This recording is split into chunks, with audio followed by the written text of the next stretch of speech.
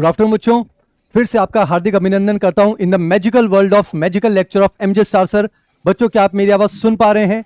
क्या आप मुझे देख पा रहे हैं? जल्दी से आप मुझे कमेंट सेक्शन में इंडिकेट कर देंगे बच्चों। फिर आज की इस बेहतरीन क्लास में जो है फिर से मैं आपको अपने साथ जोड़ लेना चाहूंगा। क्या आप मेरी आवाज सुन पा रहे हैं बच्चों? क्या आप मुझे देख पा रहे हैं? जल्दी से एक बार आप मुझे कमेंट सेक्शन में इंडिकेट कर दीजिए। फिर बच्चों, हम कैंसर टॉपिक को जो है आज सक्सेसफुली कंप्लीट करना चाहेंगे बच्चों, है ना? क्या आप मेरी आवाज सुन पा रहे हैं बच्चों? क्या आप मुझे देख पा रहे हैं? जल्दी से एक बार आप मुझे इंडिकेट कर दीजिए बच्चों।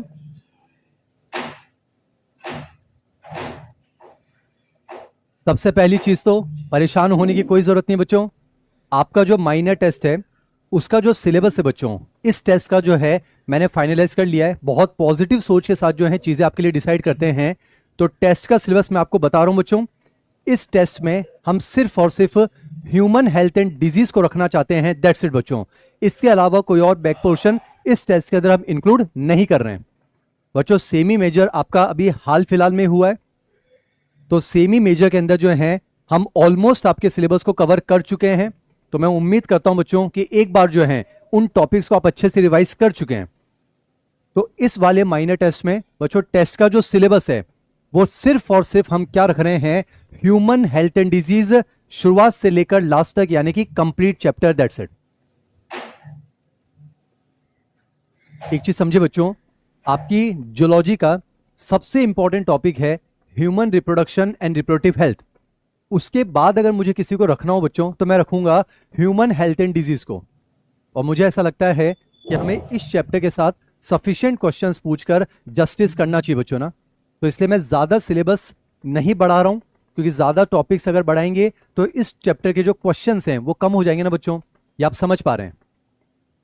और ह्यूमन हेल्थ एंड डिजीज जो है ये बेहद इंपॉर्टेंट चैप्टर है।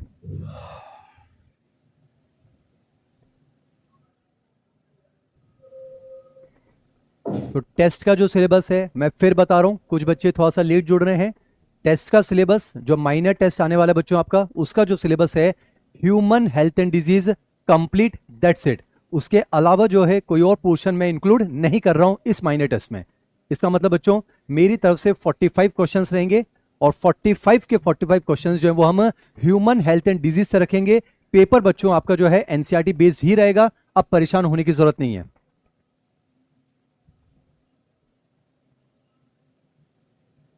बाकी बच्चों पूरे जो नोट्स हैं हैंड रिटन, ये बिल्कुल साफ नोट्स जो हैं मैं अपने टेलीग्राम पर शेयर भी कर चुका हूं। बहुत से बच्चों को मिल गए हैं, बहुत से बच्चों ने उसकी जेरोक्स भी निकाल लिए, तो परेशानी की कोई बात नहीं है। एक बच्चा लिख रहा है कि सर टेलीग्राम का लिंक बता दीजिए, मैं फिर से लिख देता हूं बच्चों। biology_by_mj_star, ये जो है बच्चों मेरे टेलीग्राम चैनल का लिंक है। biology_by_mj_star। टेस्ट पेपर का मतलब होता है बच्चों एनसीईआरटी बेस्ड, तो परेशान नहीं होना है।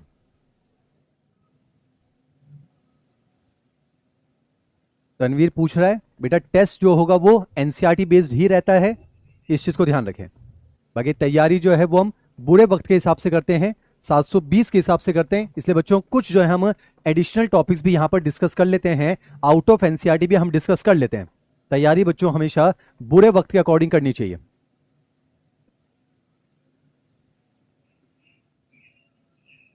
उम्मीद करता हूं अब टेस्ट के सिलेबस को लेकर कोई परेशानी नहीं।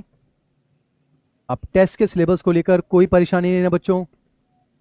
इस माइनर टेस्ट में एक चैप्टर आएगा, ढंग से आएगा, 45 questions, human health and disease, that's it.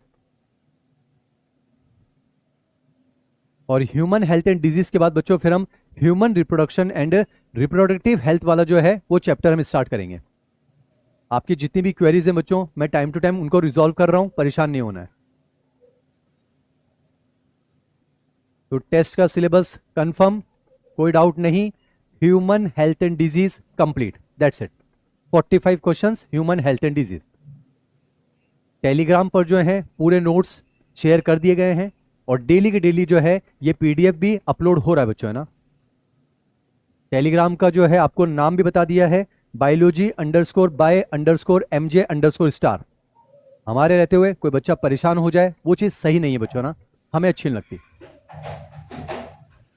तो क्या आप आज के लेक्चर के लिए तैयार हैं बच्चों? जल्दी से एक बार मुझे बता दीजिए, फिर हम कैंसर टॉपिक को जो है कंप्लीट करना चाह रहे हैं। एक बच्चा लिख रहा है, क्या सर हम आपको एमजे सर की जगह रॉकी भैया कह सकते हैं? द आंसर इज नो, मुस्कुराहट के साथ। एमजे सर ही ठीक है बच्चों, है ना? हाँ, पर मुस्कुराहट हो सकती है, वो एक अलग चीज है। एमजे सर रहने दीजिए।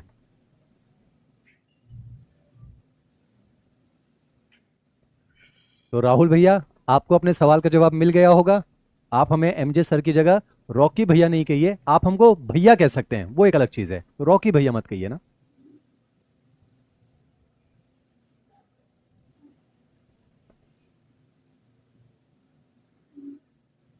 चलिए बच्चों, फिर से शुरू करते हैं। ऑफलाइन की दुनिया एज इट इज आपको ऑनलाइन में दे रहे हैं। अब थोड़ा मन को शांत करेंगे, कमेंट सेक्शन से थोड़ा दूर हट जाएंगे। फिर से बच्चों, मैं आपको जो है एक बार वो उसका ब्लूप्रिंट दे देता हूं, हम किस तरह से चैप्टर को पढ़ रहे थे। चैप्टर का नाम है बच्चों ह्यूमन हेल्थ एंड डिजीज। हमारे नोट्स का पहला पेज आप सोचिए बच्चों, हेल्थ को लेकर था। आराम से पढ़ेंगे, टाइम से पहले कोर्स कंप्लीट करेंगे बच्चों, है ना? परेशान नहीं होना है।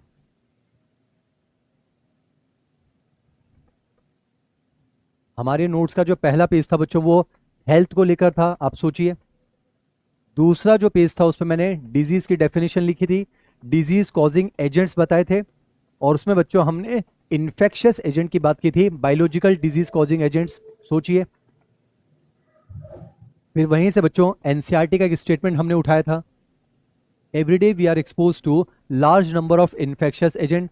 रोजाना बहुत सारे इन्फेक्शियस एजेंट से हमारा आमना सामना होता है, पर उनमें से मैक्सिमम केसेस में हम बीमार नहीं पड़ते हैं। आपकी आत्मा जानती है, मैं इतनी बार बोल चुका हूं, जबरदस्ती दिमाग में छप जाना चाहिए बच्चों। अब तो मेरे अंदाज में सेम टू सेम आप भी बोल सकते हैं, यही तो टारगेट है ना बच्चों।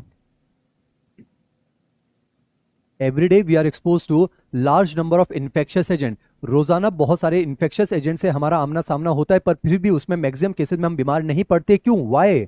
This is due to the fact that हमारे पास इम्यून सिस्टम है, जो हमें उन फॉरेन एजेंट से लड़ने की शक्ति प्रदान करता है। वो लड़ने की शक्ति कहलाती है बच्चों इम्यूनिटी, इन्नेट इम्यूनिटी और एक्वायर्ड इम्यूनिटी। मैं आपको समय दे रहा हूं, थोड़ा सोचिए बच्चों।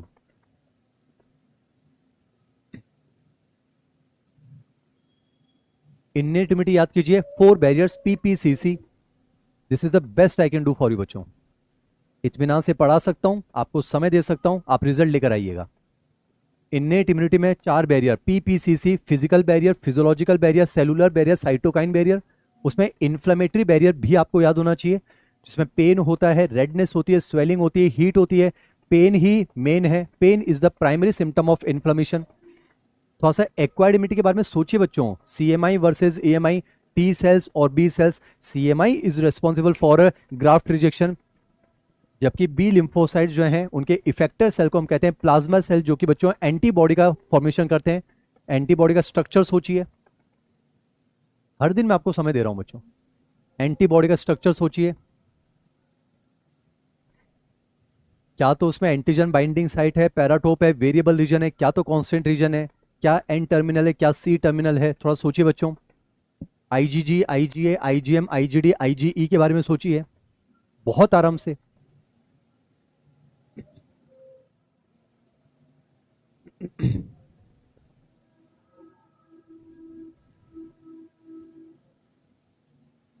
फिर सोचिए बच्चों, active immunity versus passive immunity, natural artificial, natural artificial.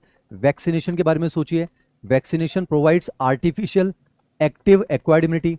Antigen हम डेलिबरेटली बॉडी के अंदर डाल रहे हैं जानबूझकर, और एंटीबॉडी भी हम खुद ही बना रहे हैं।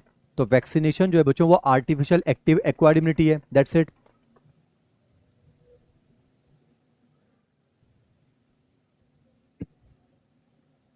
कहने की बात नहीं बच्चों, बहुत मेहनत कर रहे हैं, तो आप जो है बहुत ज्यादा मेहनत कीजिए। सपने साकार होते हैं बच्चों, हमने देखा है, कैसे नहीं होंगे बच्चों। इम्यूनिटी वाला पोर्शन कंप्लीट हो गया ना। अभी इस चैप्टर में हमें क्या पढ़ने हैं? डिजीज यानी डिसऑर्डर्स। पहले हमने कंप्लीट किए थे बच्चों इम्यून सिस्टम डिसऑर्डर। याद कीजिए, इम्यून सिस्टम हद से ज्यादा काम करे, एलर्जी, बहस, bronchial asthma, hay fever, anaphylactic shock. कभी कभी जेनेटिक्स या अदर अननोन रीजन की वजह से हायर वर्टिब्रेट्स का इम्यून सिस्टम भी सेल्फ और नॉन सेल्फ एंटीजन में डिस्टिंग्विश करने में फेल हो जाता है, और सेल्फ एंटीजन के खिलाफ एंटीबॉडी बना देता है, और ऐसे डिसऑर्डर्स को कहा जाता है बच्चों ऑटो इम्यून डिसऑर्डर। एग्जांपल सोचिए आप, myasthenia gravis, rheumatoid arthritis, insulin dependent diabetes mellitus, ना ना ना, non insulin dependent diabetes mellitus, ना ना ना ना ना, इंसुलिन डिपेंडेंट डायबिटीज मेलाइटस। सोचिए, मल्टीपल स्क्लेरोसिस, सोरियासिस, विटिलिगो, और लास्ट में हमने डिस्कस किया था बच्चों इम्यूनो डेफिशिएंसी, जिसमें स्किड है, आधा जीन के म्यूटेशन से या आधा एंजाइम की डेफिशिएंसी, एडिनोसिन डी एमिनेज एंजाइम की डेफिशिएंसी, और हमने डिस्कस किया था एड्स। मैं आपको समय दे रहा हूं बच्चों, एड्स को लेकर एड्स पॉइंट, एड्स को लेकर एड्स पॉइंट। थोड़ा सोचिए आप, नॉमेनक्लेचर, आप तो सोचिए एचआईवी का स्ट्रक्चर, एचआईवी का स्ट्रक्चर सोचिए, P24, P17, GP41, GP120। सोचिए बच्चों, एनसीईआरटी का फिगर सोचिए, पैथोजेनिसिटी, कैसे रिवर्स ट्रांसक्रिप्टेज काम करता है, फिर इंटीग्रेज काम करता है, फिर प्रोटीएज काम करता है, टी हेल्पर, मैक्रोफेज, मैक्रोफेज को एचआईवी फैक्ट्री कहते हैं। पूरा टॉपिक रिवीजन चल रहा है। मोड ऑफ ट्रांसमिशन सोचिए बच्चों, सिर्फ बॉडी फ्लूइड के कांटेक्ट आने में से होगा, सेक्सुअल रूट हो सकता है, पेरेंटल रूट हो सकता है, और एक इन्फेक्टेड मदर से हो सकता है वाया प्लेसेंटा या फिर कोलोस्ट्रम, उसे वर्टिकल ट्रांसमिशन कहते हैं। 33% जो है चांसेस है ट्रांसमिशन के। एचआईवी के ट्रांसमिशन को लेकर जो मिसकंसेप्शन है वो सोचिए, किसिंग से बच्चों एचआईवी का ट्रांसमिशन नहीं होता है, नीट के क्वेश्चन में सॉल्व करने में हेल्प मिल जाएगी। सिम्टम सोचिए, asymptomatic phase, AIDS related complex और फुल ब्लोन एड्स।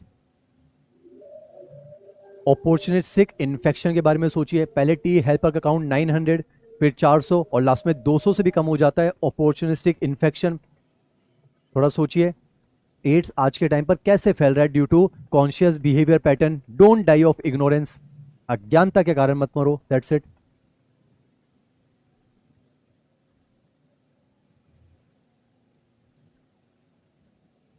सोचो, यहां पर इम्यून सिस्टम डिसऑर्डर्स कंप्लीट हो चुके हैं, एलर्जी हो चुका है, ऑटो इम्यून डिसऑर्डर हो चुका है, इम्यूनो डेफिशिएंसी। बार बार इसलिए बोलता हूं ताकि आप आंखें बंद करें, पूरा चैप्टर जो है आप रिवाइज कर पाए बच्चों विद इन 5 to 6 मिनट्स के अंदर। किया जा सकता है, मैं तो कर सकता हूं, आप भी कोशिश कीजिए। फिर हमने पढ़े थे बच्चों some common diseases of human, जिसमें बैक्टीरिया से होने वाली। एग्जाम्पल सोचिए, टाइफाइड, निमोनिया, डिसेंट्री, शिगेलोसिस जिसे कहते हैं, प्लेग, डिप्थेरिया, टिटनस। उसमें टाइफाइड और निमोनिया डिटेल में याद होना चाहिए।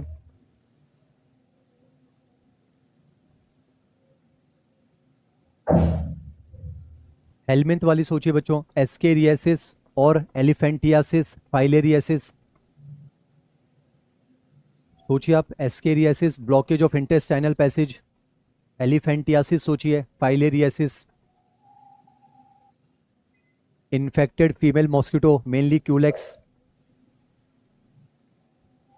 वायरल डिजीज के बारे में सोचिए, common cold, rhinovirus, group of virus, 3 से 7 दिन में अपने आप ठीक हो जाता है। चिकनगुनिया और डेंगू के बारे में सोचिए, चिकनगुनिया और dengue, joint pain, chikungunya, joint pain plus muscle pain, dengue, platelet count कम हो जाता है, dengue. Hepatitis B, hepatitis B के लिए बच्चों वैक्सीन भी तो है ना, रिकॉम्बिनेंट डीएनए टेक्निक से बन रहा है, recombinant antigen vaccine using transgenic yeast. सोच पा रहे हैं आप? फंगस से होने वाली बीमारी सोचिए, रिंग वॉर्म, अभी रिवीजन ही चल रहा है बच्चों। फंगस से होने बीमारी सोचिए, रिंग वॉर्म। मैं बोल रहा हूं आंखें बंद कीजिए और नोट्स के पन्ने पलटते जाइए दिमाग में। रिंग वॉर्म याद कीजिए, फंगस के 3 जनरा हैं, microsporum, trichophyton, epidermophyton. Heat plus moisture, keywords बोल रहा हूं बच्चों, dry and scaly lesions, athlete's foot, tinea pedis. Protozoa से होने वाली सोचिए बच्चों, amoebic dysentery, amoebic dysentery, entamoeba histolytica, parasite of large intestine, excessive blood clots and mucus in the stool या फिर faecal material, amoebic dysentery. Malaria हमने पढ़ा था पिछली क्लास में, सोचिए बच्चों, पूरी लाइफ साइकिल सोच लीजिए। डाइजेनेटिक पैरासाइट है बच्चों प्लाज्मोडियम, ह्यूमन के लिए उसकी इन्फेक्टिव स्टेज है स्पोरोजोइट, और फीमेल मॉस्किटो के लिए एनोफिलिस के लिए इन्फेक्टिव स्टेज है गैमेटोसाइट। हमारे अंदर लीवर सेल में सबसे पहले इन्फेक्शन करता है, उसके बाद आरबीसी, ए सेक्सुअल रिप्रोडक्शन करता है, ए सेक्सुअल साइकिल। आरबीसी में हीमोग्लोबिन तोड़ता है, हीमोग्लोबिन में हीम को तोड़ता है, हीमोजोइन ग्रेन्यूल्स टॉक्सिक होते हैं बच्चों। उन्हीं की वजह से जो है fever with chills recurring every 3 to 4 days, पूरा याद करवा दिया।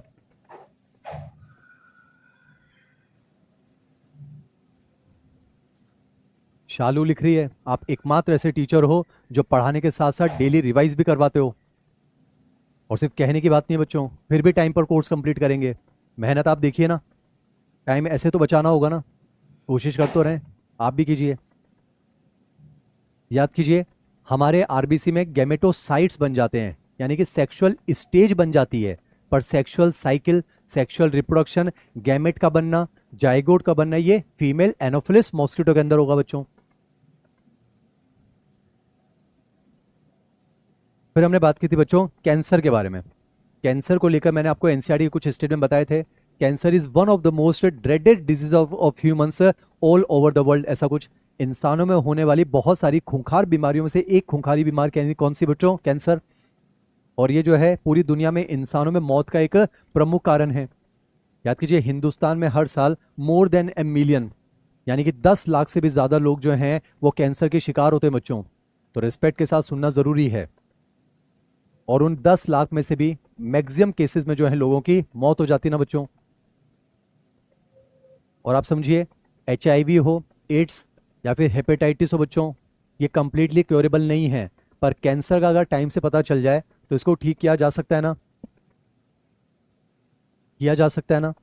इसीलिए बच्चों, कैंसर कैसे होता है, कैसे इसको ट्रीट किया जा सकता है, आज के लिए मैक्सिमम जो साइंटिस्ट हैं उनके रिसर्च का एक बहुत इंपॉर्टेंट मुद्दा बना हुआ है। That's it.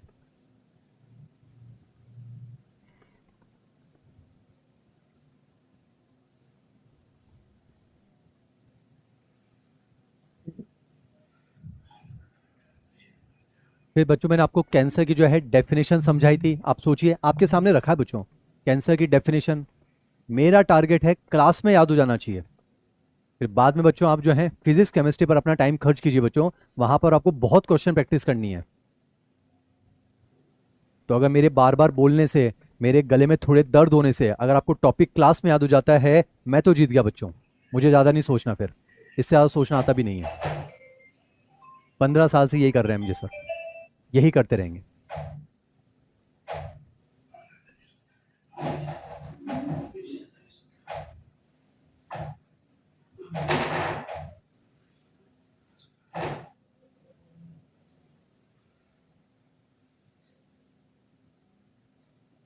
बच्चों, हम पढ़ रहे थे कैंसर। कैंसर की डेफिनेशन पढ़ चुके हैं। सोचिए, what is cancer? The abnormal increase in number of cell. और सेल का नंबर कब बढ़ता है बच्चों? जब सेल में डिवीजन होता है। मैंने आपको कहा था सेल डिवीजन जो है वो जेनेटिक लेवल पर एक हाईली रेगुलेटेड कंट्रोल मैकेनिज्म होता है। पर अगर कल को किसी कारण से अगर किसी भी नॉर्मल सेल में सेल डिवीजन को रेगुलेट करने वाले मैकेनिज्म अगर एबनॉर्मल हो जाए बच्चों, तो ऐसे सेल को हम कहेंगे एबनॉर्मल सेल। मैं फिर दोहराता हूं बच्चों, कोई भी ऐसा सेल जो अपना नॉर्मल फंक्शन नहीं कर रहा है उसे आप एबनॉर्मल सेल कह सकते हो, उसे आप एबनॉर्मल सेल कह सकते हो।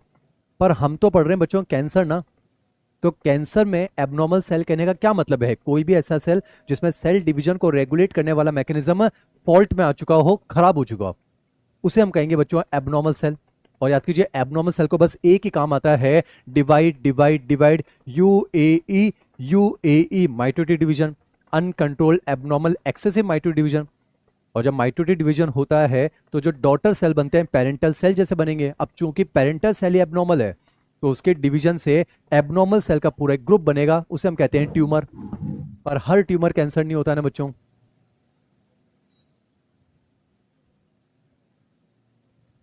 सोचिए, what is tumour? Abnormal cell का ग्रुप। यहां एबनॉर्मल सेल का क्या मतलब है? Rapidly dividing cell. अब ट्यूमर दो टाइप के बच्चों, बिनाइन ट्यूमर और मैलिग्नेंट ट्यूमर।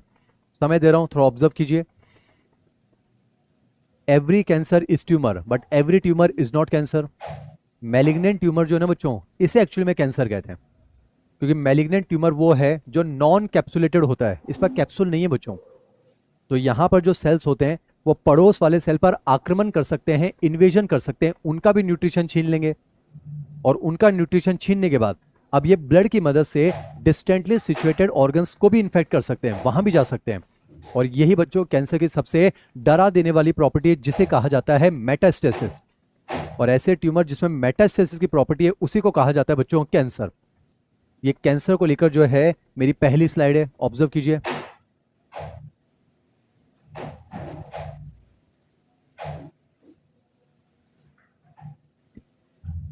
तो इस स्लाइड से हमें क्या सीखने को मिल रहा है बच्चों? कैंसर की डेफिनेशन। अगली स्लाइड हम पढ़ चुके हैं, सोचिए कैंसर क्या है बच्चों? सेल डिवीजन में आराम से पढ़ेंगे, कोर्स खत्म नहीं करना होता बच्चों। आपको कोर्स कंप्लीट भी तो होना चाहिए ढंग से। सोचिए, आराम से पढ़ेंगे, टाइम से पहले कोर्स हो जाएगा, विश्वास मानिए। तो पहली स्लाइड से कैंसर की डेफिनेशन समझ में आ गई। ये समझ में आ गया बच्चों कैंसर कब होती है? जब सेल डिवीजन को रेगुलेट करने वाले मैकेनिज्म में फॉल्ट आ जाए। अब सेल डिवीजन नॉर्मली कैसे रेगुलेट होता है, ये मैकेनिज्म मैंने आपको समझाया था। 3 जीन है ना बच्चों, प्रोटो ऑन्कोजिन। प्रोटो ऑन्कोजिन एक नॉर्मल जीन है बच्चों, इसको सेलुलर ऑन्कोजिन या सी ऑन्क कहा जाता है। प्रोटो ऑन्कोजिन वो है जो सेल को डिवाइड करने के लिए स्टिमुलस देती है। तो प्रोटो ऑन्कोजिन चालू होता है, सेल डिवाइड होता है। प्रोटो ऑन्कोजिन चालू होता है, सेल डिवाइड होते हैं। प्रोटो ऑन्कोजिन चालू होता है, सेल डिवाइड होते हैं। और जब सफिशिएंट नंबर ऑफ सेल बन जाते हैं, वो नॉर्मल सेल जब कांटेक्ट में आते हैं, उनकी प्रॉपर्टी है जैसे वो नॉर्मल सेल कांटेक्ट में आते हैं, ट्यूमर सप्रेसर जीन एक्टिवेट होती है, प्रोटो ऑन्कोजिन इनिबिट होती है और सेल डिवीजन जो है वो इनिबिट हो जाता है। इसी को कहते हैं बच्चों कांटेक्ट इनिबिशन। क्लास में याद हो जाना चाहिए बेटा। जो नॉर्मल सेल्स है उनकी प्रॉपर्टी है कांटेक्ट इनिबिशन। और अगर गलती से अगर इसमें कोई एबनॉर्मल सेल बन जाए तो इनमें सुसाइडल जीन भी होती है बच्चों। अगर इस कोई एबनॉर्मल सेल बन गया तो उसके सरफेस पर एबनॉर्मल प्रोटीन आएगा, सुसाइडल जीन एक्टिवेट हो जाता है और उस सेल के अंदर एक ऐसा प्रोग्राम सेट कर दिया जाता है कि सेल की खुद ब खुद डेथ हो जाती है। उसे कहते हैं प्रोग्राम सेल डेथ या फिर एपोप्टोसिस या फिर इसको सेल सुसाइड कहा जाता है। That's it. तो नॉर्मल सेल डिवीजन कुछ ऐसे रेगुलेट होता है। अब बच्चों अगर सेल डिवीजन के रेगुलेशन में अगर कोई फॉल्ट आ जाए तो फिर कैंसर हो जाएगा ना। अब क्या फॉल्ट आ जाए, मैकेनिज्म समझा चुका हूं, सोचिए आप। कल को किसी भी कारण से अगर प्रोटो ऑन्कोजिन ऑन्कोजिन में कन्वर्ट हो जाए बच्चों, बदल गया ना, रूपांतरण हो गया, ट्रांसफॉर्मेशन, इसे हम कहेंगे ऑन्कोजेनिक ट्रांसफॉर्मेशन। और बेटा प्रोटो ऑन्कोजिन सेल को डिवाइड होने के लिए स्टिमुलस देता है, तो ऑन्कोजिन एक्सेसिव डिवीजन के लिए स्टिमुलस देगा।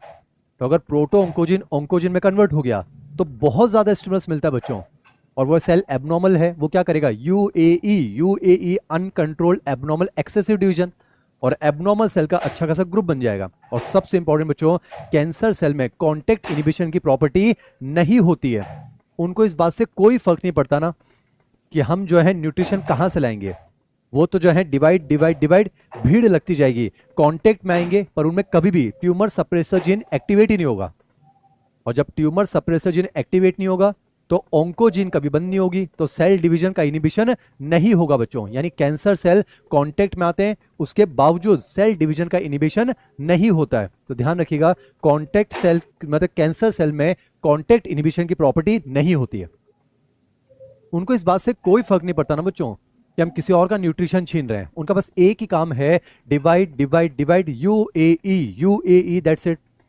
न्यूट्रिशन की कमी पड़ेगी, बगल वाले पे आक्रमण करेंगे, इन्वेजन। और कमी पड़ेगी तो ब्लड की मदद से कहीं और चले जाएंगे, मेटास्टेसिस। बस न्यूट्रिशन छीनते रहेंगे, डिवाइड डिवाइड डिवाइड करते रहेंगे, दैट्स इट। यहां पर बच्चों ये एबनॉर्मल सेल बन रहे हैं, इनमें माना कि सुसाइडल जीन एक्टिवेट होगा, पर यहां पर सुसाइडल जीन उतने सेल को मारेगा, उससे पहले कैंसर सेल ज्यादा बन जाएंगे, यानी ट्यूमर जो है वो डोमिनेट हो जाता है, हावी हो जाता है, दैट्स इट। ये मैंने आपको समझा दिया, पूरा लेक्चर रिवाइज करवा दिया बच्चों। और मैंने आपको एक चीज कहा था, कैंसर सेल जो है बच्चों कभी नहीं मरते, वो लगातार डिवाइड होते रहते हैं। याद कीजिए, टेलोमरेज एंजाइम रहेगा हिट तो सेल रहेगा फिट। तो कैंसर सेल में टेलोमरेज एंजाइम की एक्टिविटी हमेशा ज्यादा रहती है बच्चों, और टेलोमरेज एंजाइम एक्टिवेटेड रहेगा तो ये टेलोमेर वाले पोर्शन को रिपेयर करता रहेगा। क्रोमोसोम या फिर डीएनए कभी शॉर्ट नहीं होगा, खत्म नहीं होगा, सेल कभी मरेगा ही नहीं, डिवाइड डिवाइड डिवाइड करता रहेगा, दैट्स इट, वेरी इंपॉर्टेंट।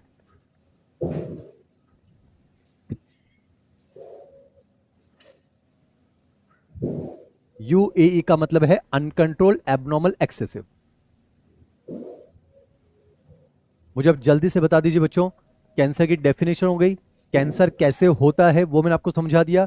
यहां तक क्लियर है? तो अब बच्चों मैं आज की क्लास को शुरू करना चाहूंगा। जल्दी से मुझे बता दीजिए कि आप तैयार हैं।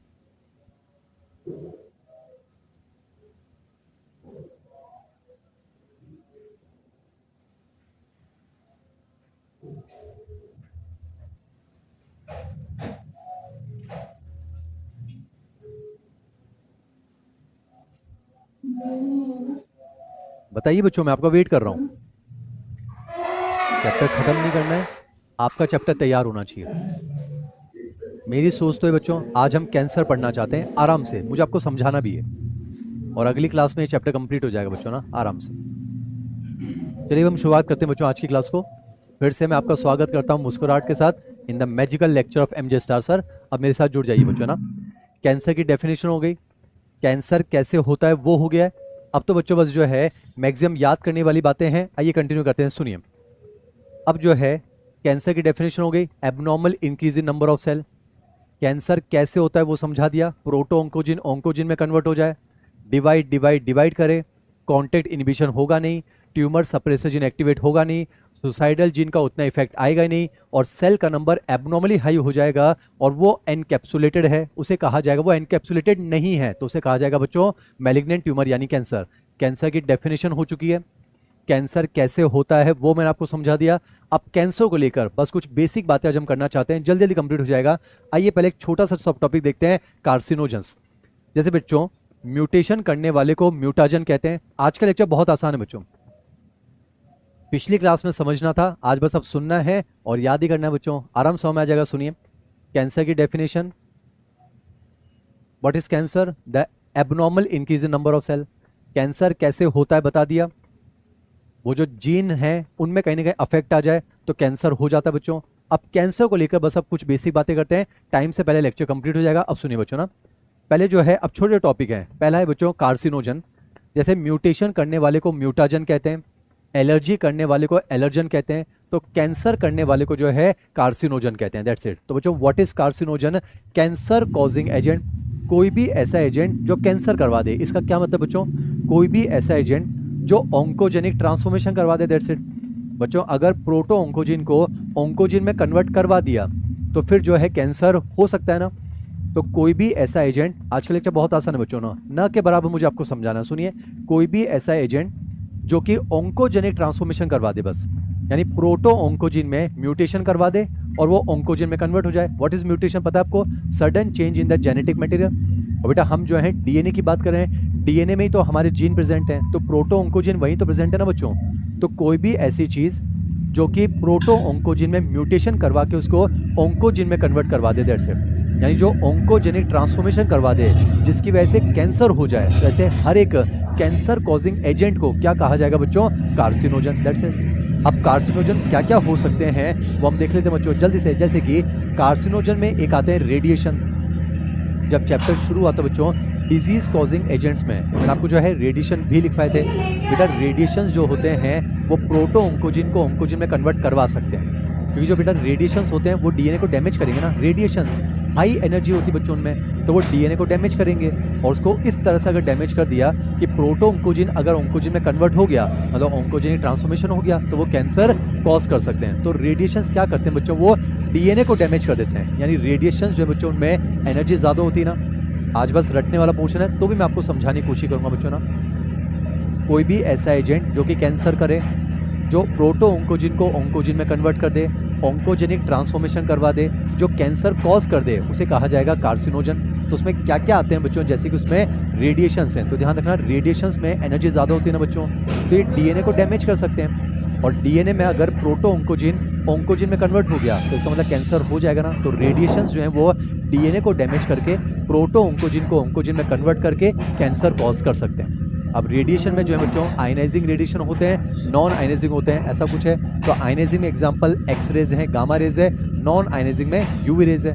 जैसे आपको पता है बच्चों यूवी रेज की वजह से जो है स्किन कैंसर जो है देखने को मिल जाता है। मैं आपको वैसे एक लाइन आज बता दूं बच्चों, एक्सरे जो है ना वो कार्सिनोजन भी है, यानी एक्सरे से कैंसर होता है। एक्सरे से हम कैंसर का डिटेक्शन भी कर सकते हैं और एक्सरे से कैंसर का इलाज भी होता है बच्चों। यानी कि एक्सरे जो है वो तीनों चीज़ में यूज़ होती है। रटने वाला लेक्चर है पर मैं आपको समझाऊंगा बच्चों। एक्सरे जो है वो कैंसर करता भी है, एक्सरे से हम कैंसर का डिटेक्ट भी कर सकते हैं और एक्सरे से कैंसर का ट्रीटमेंट भी हो सकता है। पर आपको पता है एक्सरे खुद एक कार्सिनोजन है, तो उसका जितना यूज़ किया जाए वो कम यूज़ किया जाए वो हमारे लिए सही रहेगा ना, ऐसा कुछ।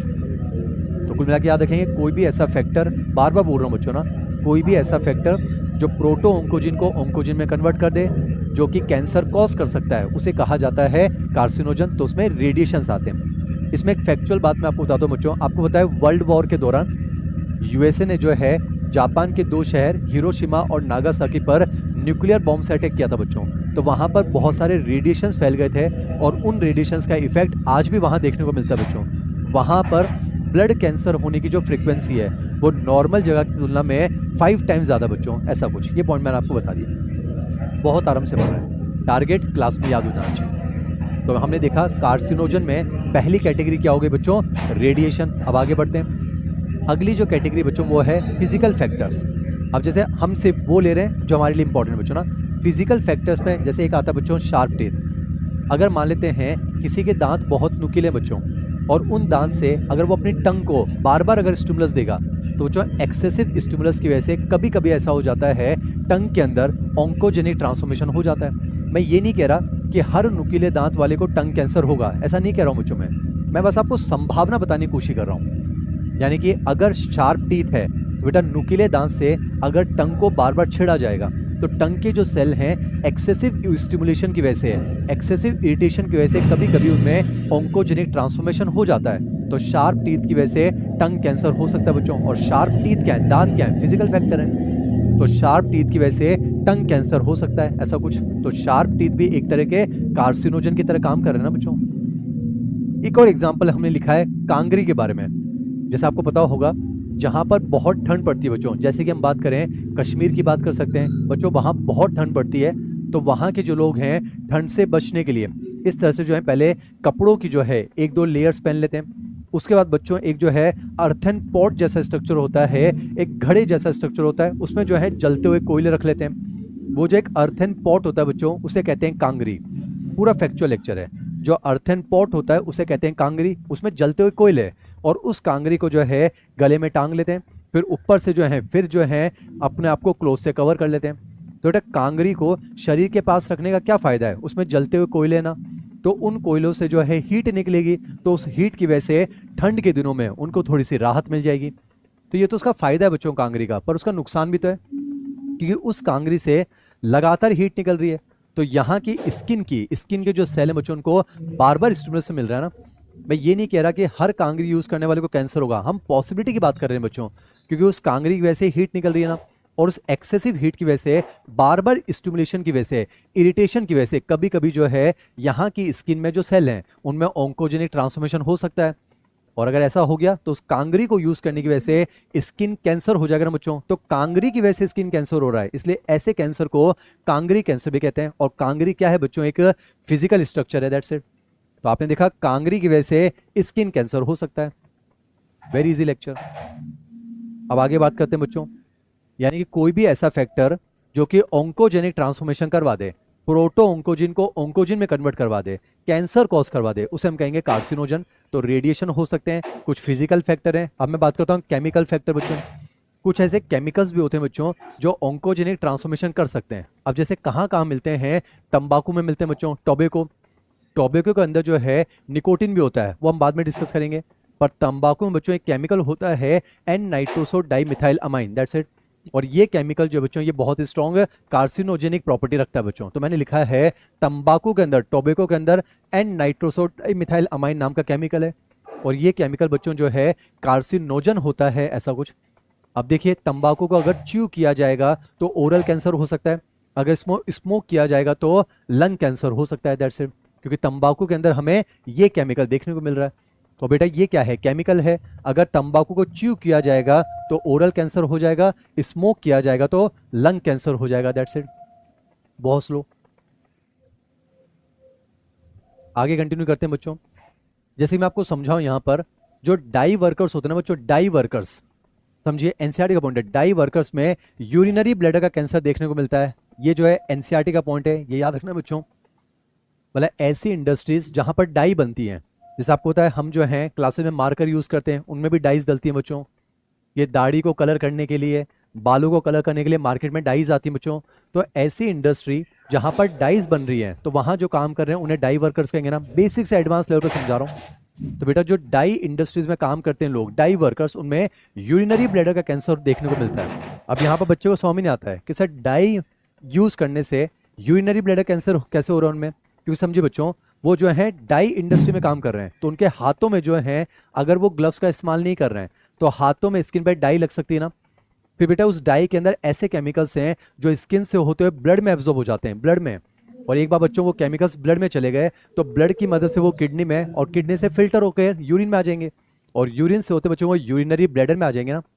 और आपको पता है यूरिनरी ब्लैडर में यूरिन जो है वो स्टोर होता है। तो बेटा वहां पर जो है यूरिन भरा हुआ है, यूरिन में वो केमिकल्स आ चुके हैं, तो वो केमिकल्स जो हैं यूरिनरी ब्लैडर की वॉल के टच में रहेंगे, तो वहां पर कभी कभी वो ऑन्कोजेनिक ट्रांसफॉर्मेशन कर सकते हैं। तो ये पॉइंट याद रखना है एनसीईआरटी का। डाई वर्कर्स में हमें जो है यूरिनरी ब्लैडर कैंसर देखने को मिलता है। और समझो बच्चों, मार्केट में बहुत सारे आर्टिफिशियल स्वीटनर्स आते हैं बच्चों, आर्टिफिशियल फ्लेवर्स आते हैं, या फिर ये कहूँ आजकल जो हम मैक्सिमम चीज़ें यूज़ करते हैं ना बच्चों, उनमें आर्टिफिशियल स्वीटनर्स ही तो डलते हैं। जैसे कि हम जो केक्स यूज़ कर रहे हैं बच्चों, पेस्ट्रीज यूज़ कर रहे हैं, जो कोल्ड ड्रिंक्स हम यूज़ कर रहे हैं, समझिए जो आइसक्रीम के अलग अलग फ्लेवर्स आ रहे हैं बच्चों, उनके अंदर आर्टिफिशियल स्वीटनेस डाले जाते हैं, आर्टिफिशियल केमिकल्स डाले जाते हैं, और इनके अंदर भी बच्चों कार्सिनोजेनिक प्रॉपर्टी होती है। तो मैंने लिखा है जो आर्टिफिशियल फ्लेवर्स आते हैं बच्चों, जो स्वीटनेस आते हैं, ये भी जो है कार्सिनोजेनिक प्रॉपर्टी रखते हैं, दैट्स इट। अब एक कंसेप्ट मैं आपको समझा रहा हूँ बच्चों, ध्यान सुनिएगा। मैंने यहाँ पर लिखा है एस्ट्रोजन। एस्ट्रोजन जो है, पहली बात तो बच्चों हार्मोन है ना, और हार्मोन क्या है, केमिकल है, एंडोक्राइन सिस्टम याद कीजिए। Hormones are non nutrient chemicals. तो एस्ट्रोजन जो है ना बच्चों, पहली बात तो केमिकल है। ये जो है ब्रेस्ट कैंसर का जो है बच्चों एक ट्यूमर प्रमोटर है। मैंने लिखा है ट्यूमर प्रमोटर।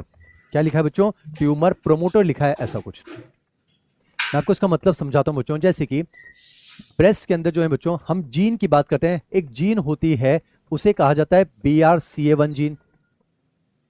फुल फॉर्म क्या बच्चों, ब्रेस्ट कैंसर 1 जीन, ऐसे ब्रेस्ट कैंसर 2 जीन। बच्चों ये नॉर्मल जीन है। अगर हम बात करें बच्चों, मेमोरी ग्लैंड्स के अंदर जो है हमें जो है ये नॉर्मल जीन देखने को मिलता है। कल को अगर मान लो बच्चों इस जीन में हो जाए म्यूटेशन, कल को मान लो बच्चों, मैं फिर कह रहा हूं BRCA1, सिर्फ समझाने की कोशिश कर रहा हूं। BRCA1 जो है बच्चों ये नॉर्मल जीन है, ये नॉर्मल प्रोटो ऑन्को जीन है। तो ये तो नॉर्मल जीन है बच्चों, ब्रेस्ट के डेवलपमेंट में कहीं ना कहीं हेल्प करेगा। कल को अगर मान लो बच्चों इस जीन में हो जाए म्यूटेशन, और ये प्रोटो ऑन्कोजीन मान लो ऑन्कोजीन में कन्वर्ट हो जाए। और आपने बच्चों जेनेटिक्स में पढ़ा है, आपने जेनेटिक्स में पढ़ा है, किसी भी जेनेटिक कैरेक्टर को लाने के लिए सिर्फ जीन के होने से काम नहीं चलता है, जीन का एक्सप्रेशन होना भी तो जरूरी है। जेनेटिक्स में आपने पढ़ा है बच्चों, प्रिंसिपल्स ऑफ इनहेरिटेंस में सर ने आपको डिस्कस किया होगा, आप जानते हैं बच्चों इस चीज को। कोई भी जेनेटिक कैरेक्टर लाने के लिए जीन तो होना चाहिए, पर सिर्फ जीन के होने से काम थोड़ा चलता बच्चों, जीन का एक्सप्रेशन होना भी तो जरूरी है। जैसे कि इंटेलिजेंस को लेकर हम सब के अंदर अप्रोक्सीमेटली 25 जीन्स हैं। अब वो जीन्स तो हम सबके पास हैं, जिसमें ज्यादा एक्सप्रेस हो रहे हैं उसके इंटेलिजेंस ज्यादा है, जिसमें कम एक्सप्रेस हो रहे हैं उसके इंटेलिजेंस कम है ना बच्चों, दैट्स इट। मैं आपको ये समझा रहा हूं, सिर्फ जीन के होने से काम नहीं चलता है, जीन का एक्सप्रेशन भी तो होना चाहिए ना बच्चों। तो समझिए कैंसर के लिए सबसे पहले तो क्या होना चाहिए, ओंकोजीन होना चाहिए। पर अगर मान लो ओंकोजीन है पर अगर वो एक्सप्रेस ही नहीं हो रहा है तो कैंसर कहां से हो जाएगा। यानी समझिए कैंसर के लिए सबसे पहले तो ओंकोजीन होना चाहिए, मैं मना नहीं कर रहा, पर उस ओंकोजीन का एक्सप्रेशन भी तो होना चाहिए। तो खास बात क्या बच्चों, ये तो है नॉर्मल जीन। अगर किसी फीमेल में इस जीन में मान लेते हैं हो जाता है म्यूटेशन, और ये ब्रेस्ट कैंसर जीन जो है अब म्यूटेंट जीन हो चुका है, तो बेटा इसका मतलब सोचना है कि म्यूटेंट जीन होने से उस औरत को ब्रेस्ट कैंसर हो ही जाएगा। बेटा उस म्यूटेंट जीन का एक्सप्रेशन भी तो होना चाहिए, और उसका एक्सप्रेशन कौन करवा सकता है बच्चों, एस्ट्रोजन। ये कहने का मतलब है, यानी समझिए अगर किसी जवान औरत में अगर हम बात कर रहे हैं उसमें ये म्यूटेंट जीन है, तो उसके अंदर आपको पता है मेंस्ट्रुअल साइकिल चल रहा है, एस्ट्रोजन का लेवल होगा, तो एस्ट्रोजन क्या करता है, इस म्यूटेंट जीन के एक्सप्रेशन को प्रोमोट कर देगा। तो क्या हो जाएगा, ट्यूमर हो सकता है ना बच्चों।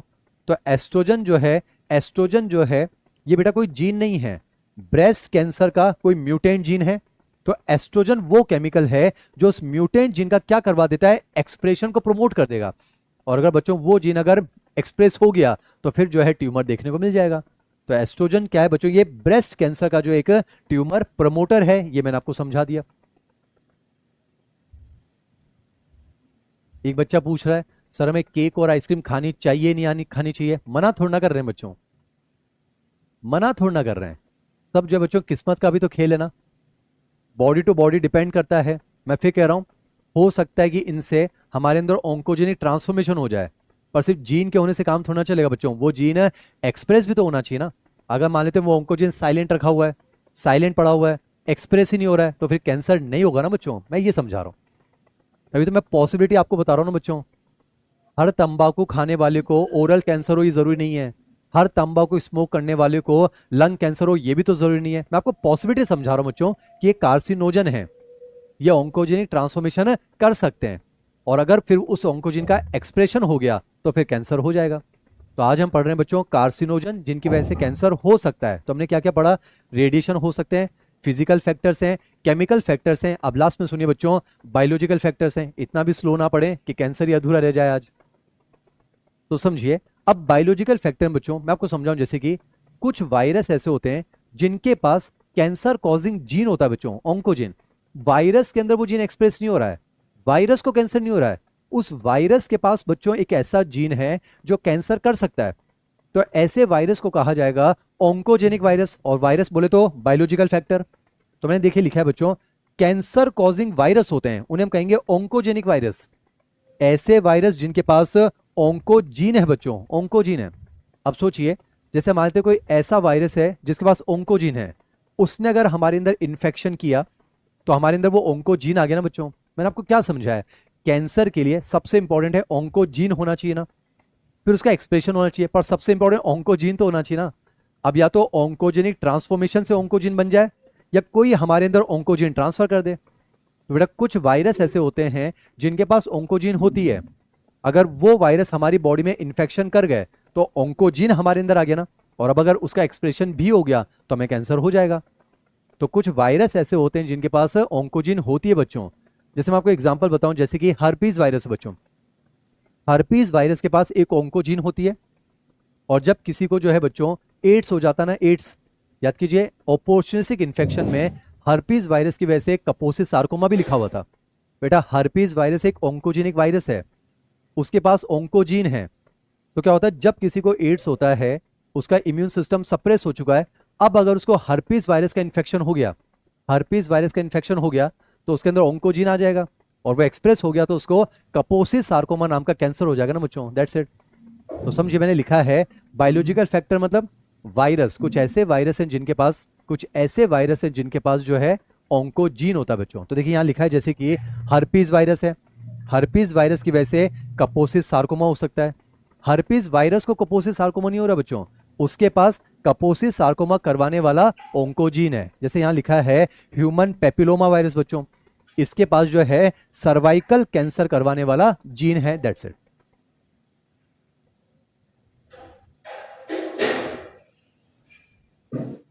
तो यहां पर बच्चों आज हमने एक छोटा सा सब टॉपिक पढ़ा, पहले कार्सिनोजन, उम्मीद करता हूं याद भी हो रहा है।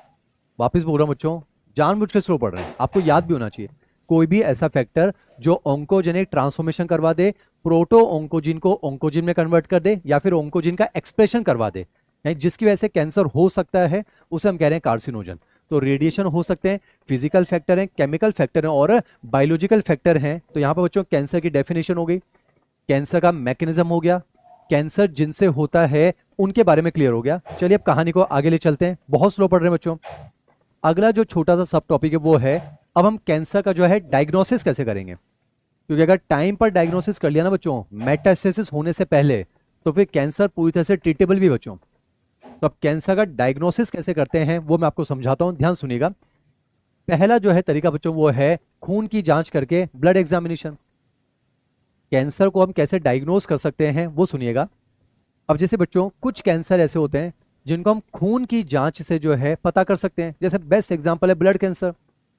बेटा ब्लड कैंसर में क्या होता है, जो हमारे WBCs होते हैं ना, ल्यूकोसाइट्स, उनका नंबर एक्सेसिवली ज्यादा हो जाता है, तभी तो उसको हम कहते हैं बच्चों ल्यूकेमिया। ब्लड कैंसर को कहते हैं ल्यूकेमिया।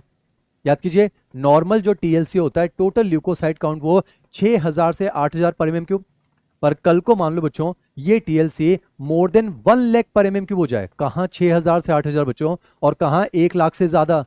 तो अगर TLC हद से ज्यादा हो जाता है तो उसी को हम कहते हैं ब्लड कैंसर। यही समझिए, ब्लड कैंसर में क्या है, ब्लड के अंदर डब्ल्यूबीसी बढ़ गया ना। अब अगर आपको किसी में ब्लड कैंसर की जांच करनी है तो क्या करो, ब्लड का एग्जामिनेशन कर लो ना, सिंपल सी बात है। आप उस इंसान का खून लो, उसके अंदर आपको अगर डब्ल्यूबीसी काउंट ज्यादा मिल गया, इसका मतलब क्या है, उसको ब्लड कैंसर है। तो आपने देखा ब्लड को एग्जामिन करके भी हम कुछ कैंसर को डायग्नोस कर सकते हैं। तो हमने देखा जैसे कि हम डब्ल्यूबीसी को काउंट करके ल्यूकेमिया यानी ब्लड कैंसर का एग्जामिनेशन कर सकते हैं। आराम समझ में आएगा। और समझिए बच्चों, अब जैसे कि ब्लड में जो है बच्चों हमें कुछ ट्यूमर मार्कर्स मिलते हैं, सिर्फ समझाने की कोशिश करूंगा। ब्लड में हमें कुछ ऐसे केमिकल्स मिलते हैं जो मार्क करते हैं कि किसी पर्टिकुलर ऑर्गन में ट्यूमर हो सकता है। समझा तो बच्चों, या तो ब्लड में डब्ल्यूबीसी ज्यादा मिल जाए मतलब ब्लड कैंसर। अब ब्लड में हमें कुछ ऐसी चीजें मिल जाती हैं, ये मुझे समझाना है बच्चों, उसके लिए मेहनत कर रहा हूं। समझिए, अगर आपको ब्लड में अगर डब्ल्यूबीसी ज्यादा मिल जाए इसका मतलब ब्लड कैंसर। अब ब्लड की जांच करके ब्लड में हमें कुछ ऐसी चीजें मिलती हैं जो मार्क करती हैं कि किसी और ऑर्गन में ट्यूमर हो सकता है, उन्हें कहते हैं ट्यूमर मार्कर्स। जैसे फिलहाल मैं आपको एग्जांपल समझाऊं, जैसे मान लो ब्लड में अगर मान लो अल्फा फीटोप्रोटीन ज्यादा मिल जाए तो आइडिया लग जाता है कि लीवर कैंसर है। अगर मान लो बच्चों ब्लड में एल्केलाइन फॉस्फेटेज ज्यादा मिल जाए तो आइडिया लग जाता है बोन कैंसर है। उसी तरह से अगर ब्लड में पीएसए ज्यादा मिल जाए, प्रोस्टेट स्पेसिफिक एंटीजन, तो आइडिया लग जाता है कि उस मेल को प्रोस्टेट कैंसर है। ये अब मैं आपको समझाऊंगा बच्चों। अगर ब्लड में डब्ल्यूबीसी ज्यादा मिल जाए इसका मतलब वो तो ब्लड का कैंसर है। पर ब्लड में अगर ये कुछ चीजें आपको ज्यादा मिल जाए तो ये मार्क करती हैं कि किसी पर्टिकुलर ऑर्गन में ट्यूमर हो सकता है। जैसे मैं आपको समझाता हूं बच्चों पीएसए के बारे में, पूरी मेहनत चल रही है, अब ध्यान सुनिएगा। मुझे ऐसा लगता है हिंदुस्तान का एक एक बच्चा टॉपिक को समझना डिजर्व तो करता है। बाकी बच्चों रटने का ऑप्शन तो हमेशा है ना आपके पास, पर एमजे सर की क्लास में तो समझने की कोशिश कीजिए। समझाता हूं। पहली बात तो बच्चों, प्रोस्टेट ग्लैंड जो है, प्रोस्टेट ग्लैंड जो है वो किसमें मिलती है, मेल के अंदर, कंफर्म है। मान लेते हैं बच्चों ये प्रोस्टेट ग्लैंड है, प्रोस्टेट ग्लैंड ऑर्गन है, उसमें क्या होंगे बच्चों, सेल होंगे, सेल हैं। मान लेते हैं प्रोस्टेट ग्लैंड के सेल हैं। अगर कैंसर नहीं है तो सेल का नंबर नॉर्मल है, कैंसर होगा तो सेल बहुत ज्यादा हो जाएंगे। अब सुनिएगा, ये प्रोस्टेट ग्लैंड के अंदर सेल है। अब जाहिर सी बात है बच्चों, सेल के अंदर जो है प्रोटीन बनते हैं, तो इन सेल के अंदर जो प्रोटीन बन रहा है वो है बच्चों पीएसए, प्रोस्टेट स्पेसिफिक एंटीजन। समझ नहीं में आ रहा बच्चों, जैसे आपको पता है, अरे ये सेल है, सेल प्रोस्टेट ग्लैंड है। पहले मैं आपको समझा रहा हूं नॉर्मल, कोई नॉर्मल इंसान की प्रोस्टेट ग्लैंड है, साइज नॉर्मल है, सेल का नंबर भी नॉर्मल है, सेल के अंदर प्रोटीन बनेगा ना बच्चों, याद कीजिए एंटीजन क्या होते हैं, मोस्टली प्रोटीन। तो इन प्रोस्टेट ग्लैंड के सेल में क्या बनता है, पीएसए बनता है। तो देखिए इनके अंदर जो ऐसे पहले पीएसए बनेगा, प्रोटीन है, नॉर्मल प्रोटीन है बच्चों पीएसए। फिर ये पीएसए जो है इनके सरफेस पर ऐसे एक्सप्रेस भी होगा, एंटीजन है बच्चों। तो प्रोस्टेट ग्लैंड के सेल के अंदर पीएसए बना और फिर वो सरफेस पर एक्सप्रेस होगा। और फिर क्या होता है बच्चों, यहां से थोड़ा बहुत जो पीएसए है, थोड़ा बहुत जो पीएसए वो यहां से टूटकर ब्लड में भी जो है लीक हो जाता है, ऐसा कुछ। मैं आपको नॉर्मल मैकेनिज्म समझा रहा हूं बच्चों। यानी कि प्रोस्टेट ग्लैंड में, प्रोस्टेट ग्लैंड के सेल हैं, इन सेल पर जो है, इन सेल में पीएसए बनेगा ना बच्चों, प्रोस्टेट स्पेसिफिक एंटीजन। जैसे याद कीजिए पहले एमएससी अंदर बनता है, फिर वो मेम्ब्रेन पर चला जाता है। तो सेम कंसेप्ट है, प्रोस्टेट ग्लैंड के सेल में प्रोटीन बन रहा है पीएसए, वो पीएसए इन सेल के सरफेस पर एक्सप्रेस होता है और कुछ यहां से जो है टूटकर ब्लड में भी चला जाता है। यानी ब्लड में भी हमें थोड़ी बहुत मात्रा में क्या मिलेगा, पीएसए मिलेगा। पर अब सोचिए, अगर किसी को प्रोस्टेट ग्लैंड का कैंसर है, इसका मतलब क्या है, यहां पर जो है सेल ज्यादा होंगे, शायद आपको समझ में आ रहा है। और सेल अगर ज्यादा होंगे तो वहां पर पीएसए ज्यादा बनेगा, पीएसए ज्यादा बनेगा तो इनके सरफेस पर पीएसए भी ज्यादा होगा, और जब पीएसए ज्यादा होगा तो ब्लड में भी तो ज्यादा आएगा ना बच्चों। तो समझिए, तो अगर आपने किसी की खून की जांच करी और उसमें अगर मान लो हमको पीएसए नॉर्मल से ज्यादा मिल जाए तो आइडिया लग गया कि उस इंसान को क्या हो सकता है, प्रोस्टेट ग्लैंड में कैंसर हो सकता है। यानी कैंसर प्रोस्टेट ग्लैंड में है, पर पता कैसे चला, खून की जांच करके, दैट्स इट। आपको समझ में आ गया बच्चों। यानी अगर किसी के ब्लड में पीएसए अगर ज्यादा मिल जाए तो ये इस बात को मार्क कर रहा है कि उसकी प्रोस्टेट ग्लैंड में क्या है, ट्यूमर है, दैट्स इट। तो ये आपको समझ में आ रहा है बच्चों। यानी खून की जांच करके हम कुछ कैंसर को डायग्नोस कर सकते हैं, ये मैंने आपको समझा दिया। पर एक चीज समझिए बच्चों, ये कैंसर को डिटेक्ट करने का बेस्ट मेथड तो नहीं हो सकता, ये कैंसर को डिटेक्ट करने का बेस्ट मेथड नहीं हो सकता बच्चों। यहां से हम सिर्फ संभावना पैदा कर सकते हैं, सिर्फ आइडिया लगा सकते हैं, कंफर्मेशन कैसे हो जाएगा। आप एक चीज समझिए बच्चों, अलग अलग इंडिविजुअल में अलग अलग मेटाबॉलिज्म चल रहा है। तो हो सकता है मान लो बच्चों किसी के अंदर प्रोस्टेट ग्लैंड नॉर्मली बड़ी साइज की हो सकता है बच्चों दो इंसान है मान लो दोनों नॉर्मल है, तो क्या दोनों की prostate gland exact same size की होगी? नहीं ना बच्चों। तो किसी की अगर छोटी साइज की होगी तो उसके ब्लड में भी पीएसए कम होगा, और किसी की अगर प्रोस्टेट ग्लैंड पहले से बड़ी साइज की है तो उसके ब्लड में पीएसए उसकी तुलना में वैसे ज्यादा होगा, तो इसके ब्लड में आपको पीएसए ज्यादा मिलेगा। तो आप ये थोड़ा ना कह दोगे कि इसको प्रोस्टेट ग्लैंड का कैंसर है। आपको समझा रहा हूं बच्चों, यानी कि अगर किसी के ब्लड में पीएसए ज्यादा मिल रहा है, तो अगर आपने एक रेफरेंस बना रखा है उससे ज्यादा मिल रहा है, तो हम कह सकते हैं कि शायद उसको प्रोस्टेट ग्लैंड कैंसर है। पर यहां पर बच्चों बात चल रही है शायद ना, यहां बात चल रही है बच्चों शायद। तो मैं आपको ये समझा रहा हूं, यानी ये बेस्ट मेथड तो नहीं हो सकता ना, इससे आइडिया लग रहा है। तो कैंसर को डिटेक्ट करने का बेस्ट मेथड क्या होता है बच्चों? वो है बायोप्सी। अब दूसरे मेथड पर चलते हैं। ये बेटा बेस्ट मेथड है, समझा रहा हूं बेटा। कैंसर को डिटेक्ट करने का जो बेस्ट मेथड है, पूछा जाएगा जो बेस्ट मेथड है कैंसर डिटेक्शन के लिए वो कौन सा होता है? बायोप्सी। समझाने की कोशिश कर रहा हूं। अब देखिए बेस्ट मेथड क्या है बेटा। बायोप्सी क्या है? हिस्टोपैथोलॉजिकल स्टडी है, एनसीईआरटी का वर्ड। यानी जिस टिश्यू पे आपको डाउट है कि वो कैंसरस है, सीधे उसी को पढ़ लो ना बच्चों। आप देखो ना, कैंसर प्रोस्टेट ग्लैंड में, और आप ब्लड की जांच कर रहे हो, तो कभी कभी ये धोखा भी तो दे सकता है ना। और सोचिए अगर प्रोस्टेट ग्लैंड में कैंसर है, अगर आप प्रोस्टेट ग्लैंड को ही पढ़ लो तो उससे बेस्ट क्या हो सकता है? ये समझ में आ रहा है बच्चों? तो बायोप्सी में क्या होता है, जिस पर्टिकुलर टिश्यू में, हिस्टो मतलब टिश्यू, जिस पर्टिकुलर टिश्यू में आपको पैथोलॉजी का डाउट हो रहा है, यानी कैंसर का डाउट हो रहा है, सीधे उसी की स्टडी कर लो। तो इससे बेस्ट तो क्या हो सकता है बच्चों? समझ में आ रहा है बच्चों? तो इसलिए अगर पूछा जाए कैंसर को डायग्नोस करने का जो बेस्ट मेथड है वो कौन सा होगा? बायोप्सी। इसमें हम क्या करते हैं, जो भी कैंसरस टिश्यू है जिस पर आपको डाउट है उसी को काट कर स्टडी कर लेते हैं, दैट्स इट। जैसे फॉर एग्जांपल समझते हैं, मान लेते बच्चों यहां पर स्किन कैंसर है, यहां पर ट्यूमर है। अब इसके लिए अगर आप ब्लड की जांच करोगे तो फिर धोखा मिल सकता है बच्चों, पर जिस पर आपको डाउट है उसी का एक थोड़ा सा टुकड़ा काट लो और उसकी स्लाइड बना लो और माइक्रोस्कोप में उन सेल्स को स्टडी कर लो। तो बेटा जिस पर डाउट है सीधे उसी को पढ़ रहे हैं, तो इससे बेस्ट क्या हो सकता है? तो biopsy is the best method. इसमें क्या करते हैं, जो भी कैंसरस स्ट्रक्चर है वहां से एक थोड़ा सा सेक्शन काट लेते हैं, वहां से कुछ सेल को निकाल लेते हैं और माइक्रोस्कोप में उनको स्टडी कर लेते हैं। अब उसमें एक्चुअली में स्टडी क्या करते हैं मैं समझाना चाह रहा हूं। उसमें हम स्टडी करते हैं बच्चों, उन सेल्स में हम केआई देखते हैं। क्या देखते हैं बच्चों? केआई।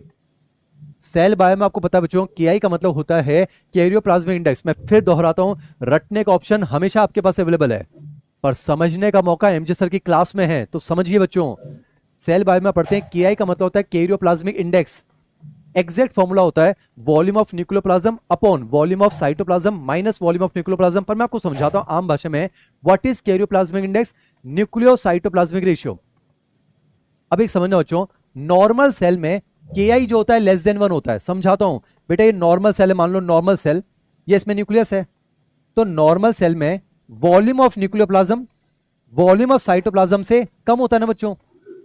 बेटा नॉर्मल सेल में वॉल्यूम ऑफ न्यूक्लियोप्लाज्म कम होता है, वॉल्यूम ऑफ साइटोप्लाज्म ज्यादा होता है। और व्हाट इज केआई? Nucleocytoplasmic ratio. तो आपने कहा नॉर्मल सेल में वॉल्यूम ऑफ साइटोप्लाज्म ज्यादा होता है, यानी कि डिनोमिनेटर बड़ा है बच्चों, तो केआई क्या आएगा? Less than 1। एक बात तो कंफर्म बच्चों, न्यूक्लियोप्लाज्म साइटोप्लाज्म को कंट्रोल करता है। न्यूक्लियोप्लाज्म साइटोप्लाज्म को कंट्रोल करता है, ये तो पता है ना। और किसी भी इंडस्ट्री में चल जाओ, एफिशिएंसी क्या कहती है? अगर सोचो एक बॉस एक एम्प्लॉय को कंट्रोल करेगा, कंपनी को घाटा हो जाएगा। बेस्ट क्या रहेगा? एक बॉस 10 को कंट्रोल करे। नॉर्मल चीज तो यही है ना। तो बॉस कौन है? न्यूक्लियोप्लाज्म। और एम्प्लॉय कौन है? साइटोप्लाज्म। तो नॉर्मली क्या है, इतना सा न्यूक्लियोप्लाज्म इतने साइटोप्लाज्म को कंट्रोल करता है बच्चों। यानी नॉर्मल सेल में इतना सा न्यूक्लियोप्लाज्म इतने साइटोप्लाज्म कंट्रोल करता है, यानी केआई क्या आएगा? Less than 1। और सोचो आप कैंसर सेल की खास बात क्या है, कैंसर सेल को क्या करना है? Divide divide divide. तो उनको बच्चों जो है साइटोप्लाज्म बनाने की कोई चिंता नहीं है, उनमें इंटरफेस शॉर्ट होती है। जीवन फेज की बात ही नहीं करते हैं, सिर्फ क्या करते हैं? एस फेज चलाओ बस, यानी बस जो है डीएनए रेप्लिकेट करो और सीधे एम फेज करो। तो वो साइटोप्लाज्म बनाते ही नहीं है ना उतना। तो कैंसर सेल की अगर बात करूंगा बच्चों, कैंसर सेल में न्यूक्लियोप्लाज्म आपको ज्यादा मिलेगा, क्योंकि उनको सिर्फ डिवाइड डिवाइड करना है। इस बात से कोई मतलब नहीं है कि साइटोप्लाज्म बने चाहे ना बने, वो क्या चाहते हैं? बस एस फेज करो, डीएनए का रेप्लिकेशन करो और सीधे एम फेज करो। तो बेटा कैंसर सेल में जो है न्यूक्लियोप्लाज्म जो है वो ज्यादा है एज कंपेयर टू साइटोप्लाज्म। तो कैंसर सेल में केआई क्या मिलता है? More than 1। तो बायोप्सी से बेस्ट नहीं हो सकता ना बच्चों। जिस टिश्यू पर डाउट है उसी का एक सेक्शन कट कर लिया, उसमें कैंसर सेल आ जाएंगे, माइक्रोस्कोप में उनका केआई देख लो। अगर आपको उन सेल में न्यूक्लियस बड़ा दिख जाए, इसका मतलब कंफर्म है वो कौन सा सेल है बच्चों, कैंसर सेल है, दैट्स इट। तो इससे बेस्ट कुछ नहीं हो सकता। तो biopsy is the best method for cancer diagnosis. पर बच्चों मैंने इसको सेफेस्ट नहीं कहा है, मैंने इसको कहा है बेस्ट मेथड। एक बच्चा लिख रहा है यही रीजन होता है सेल के डिवीजन का। आयुष्मान बिल्कुल सही है, सेल डिवाइड इसलिए होता है ताकि वो अपने केआई को जो है कम कर सके, दैट्स इट ना। ये सेल बायो का पोर्शन है। अब समझिए बच्चों, बायोप्सी बेस्ट मेथड तो है पर ये सेफेस्ट नहीं है ना। जैसे फॉर एग्जांपल यहां मान लेते हैं ट्यूमर है, आपने यहां से सेक्शन कट करके निकाला तो पढ़ने के लिए बेस्ट है, पर बेटा आपने यहां कट किया है तो इन्फेक्शन होने के चांसेस है ना। क्योंकि अगर ढंग से अगर मान लो पट्टी वगैरह नहीं की गई, एंटीसेप्टिक्स का इस्तेमाल नहीं किया गया, तो जहां से कट किया वहां इन्फेक्शन हो सकता है ना। तो इसलिए बायोप्सी माना कि बेस्ट मेथड है कैंसर डायग्नोसिस के लिए, पर ये जो है सेफेस्ट तो नहीं है बच्चों। अब मैं आपको समझाता हूं, बायोप्सी के ही अलग अलग वर्जन बनाए गए हैं। जैसे मैं आपको समझाऊं, अगर पूछा जाए ब्रेस्ट कैंसर को डायग्नोस करने के लिए फिर बेस्ट कौन सा है, तो वो हो जाएगा बेटा एफएनएसी। समझाता हूं बच्चों, जैसे कि अगर मान लेते हैं किसी फीमेल को ब्रेस्ट कैंसर है बच्चों, अब अगर मान लो यहां से अगर आपने बायोप्सी किया, एक टुकड़ा काट के निकाल लिया, तो डायग्नोसिस का ये बेस्ट है। तो बेटा वहां पर इंफेक्शन हो सकता है पहली बात तो, या फिर जिंदगी भर का निशान रह सकता है ना बच्चों। और खूबसूरती जो है वो भी अपने आप में मैटर करती है बच्चों। तो इस चीज को समझिए, अगर मान लेते ब्रेस्ट कैंसर है, बायोप्सी करोगे तो बेस्ट है, मैं मना नहीं कर रहा, पर उसमें जो है इन्फेक्शन के चांसेस हैं, बाद में बच्चों यहां पर एक निशान रह जाएगा। तो इसलिए ब्रेस्ट कैंसर को डायग्नोस करने के लिए अलग से एक टेक्निक बना ली, उसका नाम है बच्चों एफएनएसी। नाम से पता चल रहा है फाइन नीडल एस्पायरेशन साइटोलॉजी। आपको तो क्या चाहिए, वो कैंसर सेल निकालने ना, काट के मत निकालो, अलग तरीके से निकालो। क्या करते हैं, एक फाइन नीडल लेते हैं बच्चों, काटने का निशान ज्यादा पड़ता है, सुई का निशान कम पड़ता है बच्चों। तो एक पतली सी नीडल लेंगे, फाइन नीडल, उसको ब्रेस्ट में जो है इंजेक्ट करेंगे, और अंदर जो फ्लूइड भरा हुआ है, अंदर जो फ्लूइड भरा हुआ है उसको एस्पायर कर लेंगे, एस्पायर कर लेंगे। और उस फ्लूइड में क्या आएंगे, ब्रेस्ट के सेल ही तो आएंगे बच्चों, और उन सेल की क्या करेंगे, स्टडी करना, वही बायोप्सी है। और आपने क्या देखा, फाइन नीडल की मदद से आपने ब्रेस्ट के फ्लूइड को एस्पायर किया, और उसमें जो सेल आए उनकी कर ली स्टडी, करना वही है बायोप्सी। हम उनके अंदर जो है केआई देखेंगे, पर निकालने का तरीका है काट कर निकालने की बजाय फाइन नीडल की मदद से एस्पायर कर लिया, तो वो है बच्चों फाइन नीडल एस्पायरेशन साइटोलॉजी। ये स्पेशली किसके लिए बनाई गई टेक्निक है, ब्रेस्ट ट्यूमर के लिए। अगर सर्वाइकल ट्यूमर की बात करें, सर्वाइकल ट्यूमर, तो उसके लिए बच्चों पैप स्मेयर टेक्निक आती है। जैसा आपको होता है जब कोरोना का टाइम चल रहा था, ऐसे स्वाब होता था, स्वाब उसको जो है मुंह में घुसा रहे हैं, अंदर से पूरा सैंपल कलेक्ट कर रहे हैं। तो सेम टू सेम कंसेप्ट होता है। क्या होता है बच्चों, जैसे कि वेजाइना से होते हुए सर्विक्स में जो है, वहां से सर्विक्स का फ्लूइड निकाल लेते हैं, और स्लाइड पर उसकी एक पतली सी स्मीयर बनाते हैं, फिल्म बना लेते हैं। तो स्मीयर का मतलब फिल्म हो गया। कहने का मतलब जो है सेल्स को कलेक्ट करने का तरीका अलग अलग है, काट के निकाल रहे हो तो बायोप्सी है, अगर फाइन नीडल की मदद से निकाल रहे हैं वो एफएनएसी हो गया, और अगर हम सर्वाइकल फ्लूइड को निकाल रहे हैं उसकी एक पतली सी फिल्म बना रहे हैं, और माइक्रोस्कोप में क्या देखोगे, देखना तो वही है केआई। तो सर्वाइकल कैंसर के लिए बेस्ट मेथड माना जाता है कौन सा, पैप स्मीयर, ऐसा कुछ। ये मैंने आपको समझा दिया।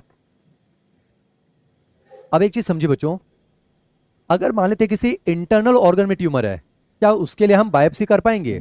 जैसे मान लेते हैं ब्रेन में कैंसर है, तो क्या ब्रेन के टिश्यू को काट के निकालोगे, अरे वैसे मर जाएगा वो। तो इंटरनल ऑर्गन्स के लिए बायोप्सी इतना सही नहीं होता बच्चों, तो हम क्या करेंगे, उसमें रेडिएशन का इस्तेमाल कर लेंगे, क्योंकि रेडिएशन अंदर से जो है आर पार हो सकती है ना बच्चों। तो अगर इंटरनल ऑर्गन्स के ट्यूमर को डायग्नोस करना हो तो रेडिएशन का इस्तेमाल कर सकते हैं। जैसे हम यहां पर एक्सरे का इस्तेमाल कर सकते हैं। मैंने आपको कहा था बच्चों, एक्सरे से कैंसर होता भी है, एक्सरे कैंसर का डायग्नोसिस भी है, एक्सरे कैंसर का इलाज भी है, पर कैंसर होता है इसलिए नॉर्मली यूज नहीं करना चाहिए। तो बेटा अगर इंटरनल ऑर्गन में अगर कैंसर डायग्नोस करना है तो हम क्या कर सकते हैं, एक्सरे का इस्तेमाल कर सकते हैं, या फिर हम सीटी स्कैन कर सकते हैं, कंप्यूटेड टोमोग्राफी। पर एक चीज समझिए बच्चों, ये दोनों ही सेफ नहीं है, क्योंकि दोनों में यूज तो क्या होती है, एक्सरे। बेटा एक्सरे में तो एक्सरे यूज होती है, जो सीटी स्कैन है इसमें भी यूज तो एक्सरे होती है, तो हार्मफुल तो दोनों है। पर इन दो में से ज्यादा फायदेमंद कौन है, वो सीटी स्कैन है बच्चों। क्योंकि आपको पता है एक्सरे में तो हमें 2D इमेज मिलती है ना, देखा होगा ना हड्डी का कई बार एक्सरे करवाओगे तो आपको 2D इमेज मिलेगी ट्यूमर की, तो बस ट्यूमर की साइज का पता चलता है। और बेटा सीटी स्कैन में जो है हमें 3D इमेज मिलती है, तो आपको ट्यूमर की विड्थ का पता चल जाएगा, डेप्थ का भी पता चल जाएगा। यानी एक्सरे हो चाहे सीटी स्कैन हो, दोनों में यूज तो एक्सरे करते हैं बच्चों, तो बढ़िया तो दोनों ही नहीं है। पर इसमें 2D इमेज मिलेगी, इसमें 3D है, तो इन दो में से अगर देखा जाए तो सीटी स्कैन ज्यादा बढ़िया है, पर सेफ तो दोनों ही नहीं है ना, क्योंकि दोनों में एक्सरे यूज हो रही है, एक्सरे कार्सिनोजन है। तो बेटा कैंसर डिटेक्शन का सेफेस्ट मेथड होता है एमआरआई, वेरी इंपॉर्टेंट, याद रखेंगे। Magnetic resonance imaging. अगर पूछा जाए कैंसर डायग्नोसिस का best method biopsy, safest method कौन है? एमआरआई। आपने देखा होगा बच्चों, पिक्चरों में तो आपने देखा होगा, बड़ी सी मशीन होती है, ऐसे एक बेड लगा होता है, पेशेंट को उस पर लिटाया जाता है, फिर मशीन के अंदर जाता है और मैग्नेटिक फील्ड का कंसेप्ट है बच्चों, बुम बुम, कुछ इस तरह से। यहां कोई रेडिएशन यूज नहीं कर रहे, पेशेंट को हाथ तक नहीं लगाना है, कटवट कुछ नहीं करना है, बस मैग्नेटिक फील्ड का कंसेप्ट हो रहा है। बेटा बेस्ट मेथड तो है बायोप्सी, सेफेस्ट मेथड कौन सा है? एमआरआई, ऐसा कुछ। अब एक और चीज समझिएगा, मुझे समझाना बच्चों है ना, आजकल कुछ मॉडर्न टेक्निक्स भी आ गई बच्चों कैंसर को डिटेक्ट करने के लिए। उसमें जैसे मैं आपको समझाऊं, मॉडर्न टेक्निक्स में एक है मोनोक्लोनल एंटीबॉडी, ये मैं आपको समझाना चाह रहा हूं बच्चों। मॉडर्न टेक्निक्स में मैं आपको मोनोक्लोनल एंटीबॉडी समझाता हूं। जैसे समझिए, मैंने आपको पीएसए समझाया था। What is PSA? किसी की प्रोस्टेट ग्लैंड में जो सेल हैं उन पर क्या लगे हुए बच्चों? PSA, prostate specific antigen. हमने क्या किया, किसी का हमने पीएसए लिया, एग्जांपल समझा रहा हूं बच्चों, हमने मान लो किसी का लिया पीएसए, समझना पीएसए, और उसके खिलाफ हमने क्या बना ली बच्चों? एंटीबॉडी बना ली। बेटा एंटीबॉडी क्या है? ग्लाइकोप्रोटीन है ना। लेबोरेटरी में आर्टिफिशियली एंटीबॉडीज बनाई जाती हैं, समझा रहा हूं बच्चों। तो समझो, मान लो मैं आपको समझा रहा हूं, किसी के अंदर पीएसए था, हमने पीएसए निकाला, हमने उसके खिलाफ बना ली एंटीबॉडी। अब एक टेक्निक आती है बच्चों, उसे कहते हैं हाइब्रिडोमा टेक्निक, नहीं है सिलेबस में। हाइब्रिडोमा टेक्निक से हम एंटीबॉडी को जो है जीरोक्स कर सकते हैं। समझिए, इस एंटीजन के खिलाफ, बेटा ये पीएसए था ना, इसके खिलाफ आपने बनाई एंटीबॉडी। अब हाइब्रिडोमा टेक्निक की मदद से, हाइब्रिडोमा टेक्निक की मदद से हमने इसी एंटीबॉडी के क्या बना लिए? बहुत सारे क्लोन बना लिए। हमने क्या की? इसकी जीरोक्स कर ली बच्चों। तो ये एंटीबॉडीज क्या कहलाएंगी? Monoclonal antibody. वर्ड्स हमारे बच्चों, मोनोक्लोनल। देखिए, पीएसए के खिलाफ आपने एंटीबॉडी बनाई ना, अब उसी एंटीबॉडी के, एक एंटीबॉडी का आपने क्लोन बना लिए, तो ये कहलाएंगी मोनोक्लोनल एंटीबॉडी। अब समझा देता हूं बच्चों, हाँ जी, मोनोक्लोनल एंटीबॉडी से हम कैंसर का डायग्नोसिस भी करते हैं, ट्रीटमेंट भी करते हैं। समझाता हूं कैसे। पहले बात तो कंफर्म बच्चों, आपने पीएसए के खिलाफ आपने एंटीबॉडी बना रखी है, तो ये जुड़ेंगे किससे? पीएसए तो जुड़ेंगे ना बच्चों, अरे उसी एंटीजन के खिलाफ है ये, तो ये जुड़ेंगे भी तो उसी एंटीजन से ना, ये कंफर्म है। अब समझो, हमने लेबोरेटरी में हमने पीएसए के खिलाफ एंटीबॉडी बना रखी है, समझा रहा हूं बच्चों, हमने पीएसए के खिलाफ बहुत सारी एंटीबॉडी पहले से बना रखी है। अब कल को मान लो कोई पेशेंट आता है, वो हमसे ये संभावना प्रकट करता है कि डॉक्टर साहब कहीं मुझे प्रोस्टेट ग्लैंड का कैंसर तो नहीं है, तो उसको चेक करने के लिए हम क्या करेंगे? हम उसके ब्लड में डाल देंगे ये पीएसए के खिलाफ बनाई गई मोनोक्लोनल एंटीबॉडी। क्लास में समझ में आएगा बच्चों? क्या डाल देंगे? Monoclonal antibody. बताइए ये एंटीबॉडी जुड़ेंगे किससे? पीएसए से ना। और वो पीएसए कहां प्रेजेंट है? इन सेल्स के सरफेस पर। अब सोचिए, अगर मान लेते हैं बच्चों, आपने जो है, मान लो सिर्फ रफली समझा रहा हूं, मान लो आपने 20 जो है मोनोक्लोनल एंटीबॉडी डाली, रफली समझा रहा हूं, तो कितने एंटीजन से जुड़ेगी? 20 से। पर मान लेते हैं, समझो, अगर उसको प्रोस्टेट ग्लैंड कैंसर नहीं है, तो उसमें सेल कम होंगे, पीएसए कम होगा, तो हो सकता है इनमें से बस 5-10 जुड़ेगी। पर सोचिए, अगर उसको कैंसर हुआ तो उसमें सेल भी ज्यादा होंगे, तो पीएसए भी ज्यादा, तो ज्यादा एंटीबॉडी जुड़ जाएंगी ना। ये समझ में आ रहा है बच्चों?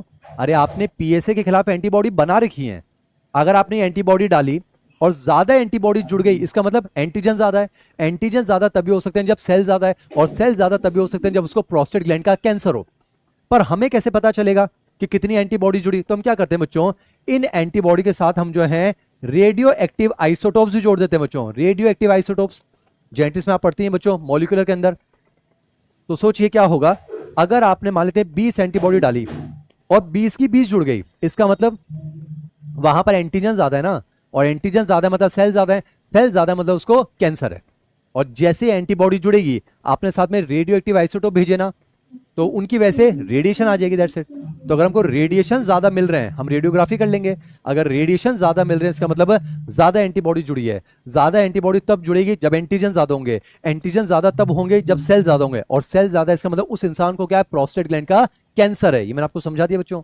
तो मोनोक्लोनल एंटीबॉडी को यूज करके भी हम कैंसर का डायग्नोसिस कर सकते हैं। बहुत मेहनत चल रही है बच्चों। एक चीज मैं आपको समझाऊं बच्चों, मोनोक्लोनल एंटीबॉडी से कैंसर का इलाज भी तो है। जैसे आपने अभी मोनोक्लोनल एंटीबॉडी के साथ रेडियो एक्टिव आइसोटोप भेजा, तो हम जो है उनके साथ एंटी कैंसर ड्रग भी तो भेज सकते हैं ना बच्चों। आप क्या करो, पीएसए के खिलाफ एंटीबॉडी डालो, उसके साथ आप दवाई जोड़ दो ना, दवाई। तो बेटा समझो, अगर आपने उसके साथ ड्रग जोड़ दिया, एंटी कैंसर ड्रग, तो ये जो है मोनोक्लोनल एंटीबॉडी उन सभी सेल से जुड़ेंगी क्योंकि उन पर पीएसए का एंटीजन है, और वहां क्या उतार देंगे, दवाई उतार देंगे, और वो दवाई क्या करेगी, इन कैंसर सेल को मार देगी। तो कैंसर का क्या हो गया, इलाज भी तो हो गया ना बच्चों। मैं सिर्फ समझाने की कोशिश कर सकता हूं बच्चों। तो आपने देखा मोनोक्लोनल एंटीबॉडी से कैंसर का डायग्नोसिस भी है और कैंसर का इलाज भी हो सकता है। अब एनसीईआरटी का अगला पॉइंट समझिएगा बच्चों। आजकल बच्चों मॉलिक्यूलर बायोलॉजी की कुछ ऐसी मॉडर्न टेक्निक्स भी आ गई हैं जिनसे हम कैंसर का डिटेक्शन कर सकते हैं। तो ये एनसीईआरटी की लाइन है, टेक्निक्स ऑफ मॉलिक्यूलर बायोलॉजी, है तो मॉडर्न टेक्निक्स। बच्चों मोनोक्लोनल एंटीबॉडी एक अलग कंसेप्ट है, और उसके अलावा मॉलिक्यूलर बायोलॉजी की बहुत सारी आजकल मॉडर्न टेक्निक्स आ चुकी हैं, वो आपके सिलेबस में नहीं है। उनके इस्तेमाल से भी हम कैंसर का डिटेक्शन कर सकते हैं। और इतना शानदार बच्चों, मैं आपको समझाऊं, कुछ कैंसर जो है बच्चों वो इनहेरिटेबल भी चलते हैं। कैंसर इनहेरिटेबल नहीं होता है, जो कैंसर के जीन होते हैं बच्चों वो इनहेरिटेबल होंगे ना, क्योंकि आप समझिए हमें जीन्स मिलते किससे हैं, पेरेंट्स से तो मिलते हैं ना बच्चों। अरे ये जीन्स आप खरीद सकते हो, जीन तो पेरेंट्स से मिलेंगे ना। क्लास में समझने की कोशिश कीजिए बच्चों, हमें जो जीन्स मिलते हैं माँ बाप से तो विरासत में मिलते हैं। अब सोचिए, अगर मान लेते हैं पेरेंट्स के पास कोई म्यूटेंट जीन है, ओंकोजीन है, तो वही ओंकोजीन हमारे अंदर भी आ सकता है। और अगर वो ओंकोजीन आ गया तो इसका मतलब हम ससेप्टेबल हो चुके हैं उस पर्टिकुलर कैंसर के लिए। तो अगर मान लेते हैं, अगर आप मॉडर्न टेक्निक्स के बारे में आप जानते हो, आपको ये पता है कि हमारे परिवार में वो कैंसर चल रहा है, तभी आपने देखा होगा बच्चों, जिस परिवार में जैसे मान लेते हैं ब्रेस्ट कैंसर चल रहा होता है, यार नानी को ब्रेस्ट कैंसर है तो मम्मी को ब्रेस्ट कैंसर की संभावना बढ़ जाती है, मम्मी को ब्रेस्ट कैंसर है तो उनकी बेटी को ब्रेस्ट कैंसर की संभावना बढ़ जाती है। मैं आपको ये समझा रहा हूं बच्चों, जो ओंकोजीन्स हैं वो जो हैं इनहेरिटेबल तो होंगे ना। तो सोचिए, अगर हमें ये पता चल जाए कि परिवार में किसी को कैंसर है, तो संभावना है कि इसका मतलब क्या है, हम ससेप्टेबल हो चुके हैं उस पर्टिकुलर कैंसर के लिए। तो ऐसे लोग जो एक पर्टिकुलर कैंसर के लिए ससेप्टेबल हैं, बेटा मॉलिक्यूलर बायोलॉजी की मॉडर्न टेक्निक यूज करके उनमें आप जो है कैंसर का डायग्नोसिस कर सकते हो। और अगर टाइम से डायग्नोसिस कर लिया तो उनको प्रॉपर्ली गाइड कर सकते हो ना, क्योंकि अभी सिर्फ उनमें वो जीन आया है, तो उनको ऐसा गाइड करो कि उनमें वो जीन एक्सप्रेस ना हो, तो उनको कैंसर नहीं होगा ना बच्चों। ये एनसीईआरटी की लाइन है। तो देखिए क्या लिखा हुआ है, techniques of molecular biology detect inherited oncogenes in individuals with inherited susceptibility to certain cancer. यानी कि modern techniques of molecular biology को आप यूज करके वो इंडिविजुअल जो कि ससेप्टेबल हो चुके हैं कुछ पर्टिकुलर कैंसर के लिए, उनमें आप विरासत में मिलने वाली ओंकोजीन्स को डिटेक्ट कर सकते हो। ये मैंने आपको समझा दिया। जैसे मैं आपको एक केस समझाता हूं बच्चों, एक बहुत ही फेमस, पढ़ने वाले बच्चे जानते हैं एमजी सर मेहनत कर रहे हैं। जैसे मैं आपको समझाऊं बच्चों, एक फेमस केस है एंजेलिना जॉली, आप जानते होंगे, हॉलीवुड की जो है बहुत मशहूर अदाकारा हैं, एक्ट्रेस। उनकी मम्मी को जो है ब्रेस्ट कैंसर था, उनके परिवार में और भी लोगों को ब्रेस्ट कैंसर था। अब जाहिर सी बात है हॉलीवुड की एक्ट्रेस हैं, पैसों की कोई तकलीफ है नहीं बच्चों, तो समझिए अगर मम्मी को ब्रेस्ट कैंसर है तो संभावना है ना कि उनको भी जो है वो ओंकोजीन विरासत में मिला होगा। तो उन्होंने मॉलिक्यूलर बायोलॉजी की मॉडर्न टेक्निक को यूज करके पता लगा लिया, तो पता चला कि उनके अंदर एक म्यूटेटेड BRCA1 जीन था। याद कीजिए BRCA1, ब्रेस्ट कैंसर 1 जीन। तो उनको जो है अपनी मम्मी से विरासत में ये म्यूटेटेड जीन मिला था, म्यूटेटेड। अब पता चल गया, और सोचिए अभी सिर्फ जीन मिला है, अब अगर वो जीन एक्सप्रेस हो जाएगा तो उनको ब्रेस्ट कैंसर हो जाएगा। और याद कीजिए वो जवान ठहरी, मेंस्ट्रुअल साइकिल चल रहा है, तो उनमें एस्ट्रोजन का लेवल भी तो ज्यादा होगा ना, और एस्ट्रोजन याद कीजिए उस जीन का एक्सप्रेशन करवा देगा। तो उनकी मम्मी को ब्रेस्ट कैंसर था, तो उनको वो ब्रेस्ट कैंसर का जीन मिला होगा ना विरासत में, मतलब वो ससेप्टेबल हो गई हैं उस पर्टिकुलर इनहेरिटेड ओंकोजीन के लिए। तो मॉलिक्यूलर बायोलॉजी की मॉडर्न टेक्निक को यूज करके उन्होंने पता लगाया, तो देखा कि उनको जो है वो म्यूटेटेड ओंकोजीन मिला है, जिससे अब उनको ब्रेस्ट कैंसर हो सकता था। तो उन्होंने समय रहते हुए क्या किया, दोनों ब्रेस्ट को सर्जिकली रिमूव करवा दिया। इसे कहते हैं बच्चों मेस्टेक्टोमी। और जब ब्रेस्ट ही नहीं रहेंगे तो ब्रेस्ट कैंसर नहीं होगा। बाद में फिर जो है आर्टिफिशियल इम्प्लांट से दूसरे ब्रेस्ट का फॉर्मेशन किया है, और जो नेचुरल ब्रेस्ट थे उनको रिमूव करवा दिया, दैट्स इट। तो बच गए ना बच्चों। ये मैंने आपको समझा दिया, उम्मीद करता हूं समझ में आ रहा है। तो यहां पे मैंने आपको समझाया हम कैंसर का डायग्नोसिस कैसे कर सकते हैं। अब बात करते हैं बच्चों कैंसर का इलाज कैसे करेंगे। बहुत आसान, ट्रीटमेंट ऑफ कैंसर। तो पहला है बच्चों सर्जरी, क्लास में याद हो जाएगा। जो कैंसर टिश्यू है कट करके उसको निकाल दो, तो वो होता है बच्चों सर्जरी, यानी कि removal of entire cancerous tissue. एक होता है बच्चों रेडियोथेरेपी, नाम से पता चल रहा है रेडिएशन की वजह से हम ट्रीटमेंट दे रहे हैं, क्योंकि रेडिएशन में बेटा हाई एनर्जी होती है ना, तो एक कैंसर डिवाइडिंग सेल को डैमेज कर सकते हैं, ऐसा कुछ। उनके स्पिंडल फाइबर को आग लगा दो, और या कोई स्पिंडल फाइबर को आग लगा दोगे वो डिवाइड नहीं कर पाएंगे, दैट्स इट। तो रेडियोथेरेपी से भी जो है हम जो है रैपिडली डिवाइडिंग सेल को किल कर सकते हैं। तो इसमें देखिए एक्सरे आ गए ना, एक्सरे, तो मैंने आपको बताया ना बच्चों कि एक्सरे से कैंसर होता भी है, कैंसर का डायग्नोसिस भी है, कैंसर का इलाज भी है, ऐसा कुछ। बाकी जो बच्चों कुछ इंटरनल ऑर्गन्स के लिए हम जो है और भी रेडिएशन यूज कर सकते हैं, जैसे कि आयोडीन 131, अगर थायराइड ग्लैंड में कैंसर है इसका इस्तेमाल हो जाता है, ऐसा कुछ। जैसे कोबाल्ट 60 है, उसका भी यूज हो सकता है। एक मैंने लिखा बच्चों यहाँ पर कीमोथेरेपी, अब बहुत ही आसान है बच्चों, कीमोथेरेपी हम जो है कुछ एंटी कैंसर ड्रग्स का इस्तेमाल कर सकते हैं ना, कुछ ऐसे केमिकल आते हैं जिनकी मदद से उन कैंसर सेल को मारा जा सकता है। नाम याद हो जाए तो ठीक है बच्चों, जैसे विनक्रिस्टिन, विनब्लास्टिन, टेक्सोल। जैसे ये जो विनक्रिस्टिन, विनब्लास्टिन है, ये जो है कैंथरैंथस रोजियस, विंका रोजिया प्लांट से मिलता है बच्चों। हमारे यहाँ आम भाषा में इसको सदाबहारी कहते हैं, सदाफूली कहते हैं।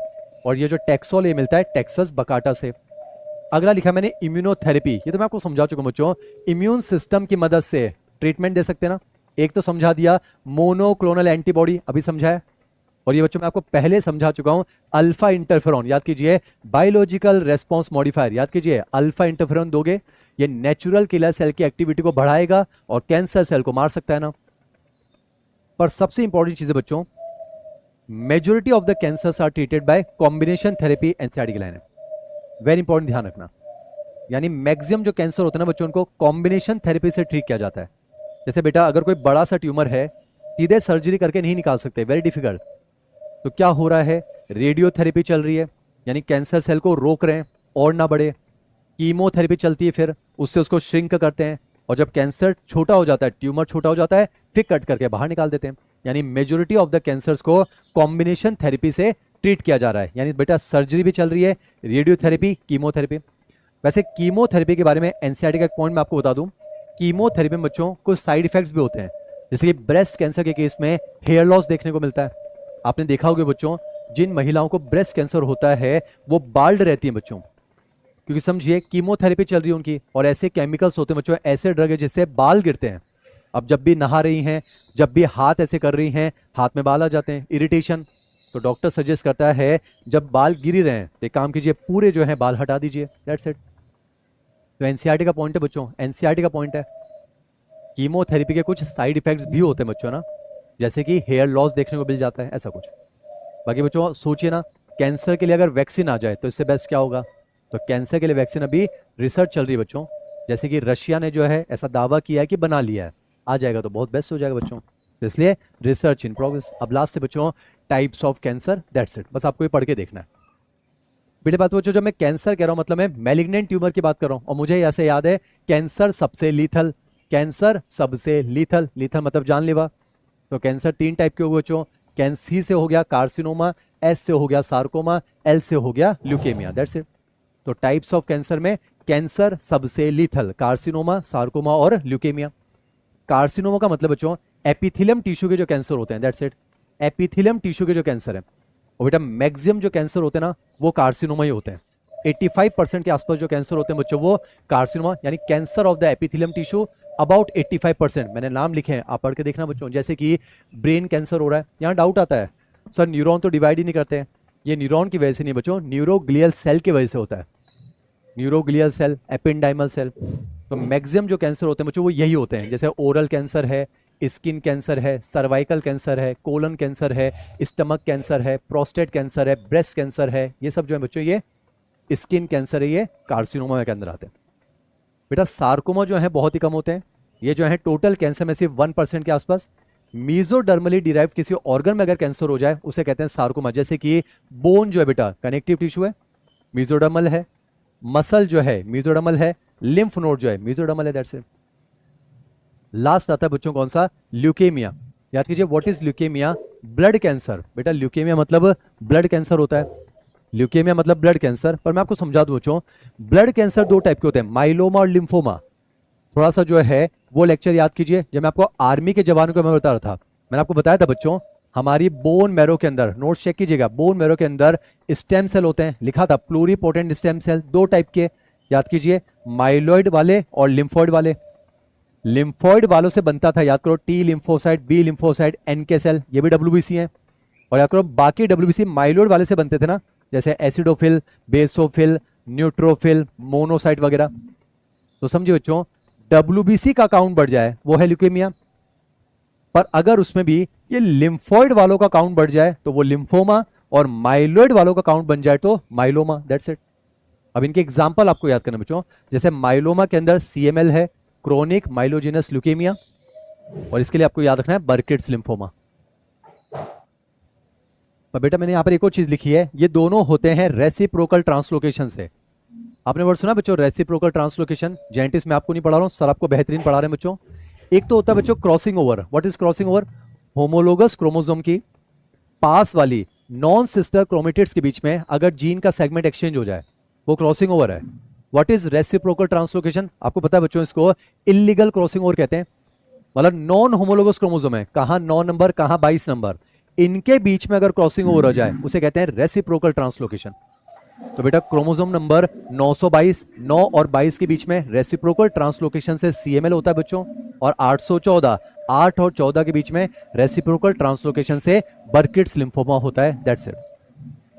तो जो कैंसर की डेफिनेशन हो गई, कैंसर का मैकेनिज्म हो गया, कार्सिनोजेंस हो गए, कैंसर का डायग्नोसिस हो गया, कैंसर का ट्रीटमेंट हो गया, और टाइप्स ऑफ कैंसर हो गए। मैं उम्मीद करता हूं कैंसर टॉपिक आपको समझ में आया बच्चों। जल्दी से मुझे बताइए कितनों को समझ में आ गया है, यस सर या नो सर?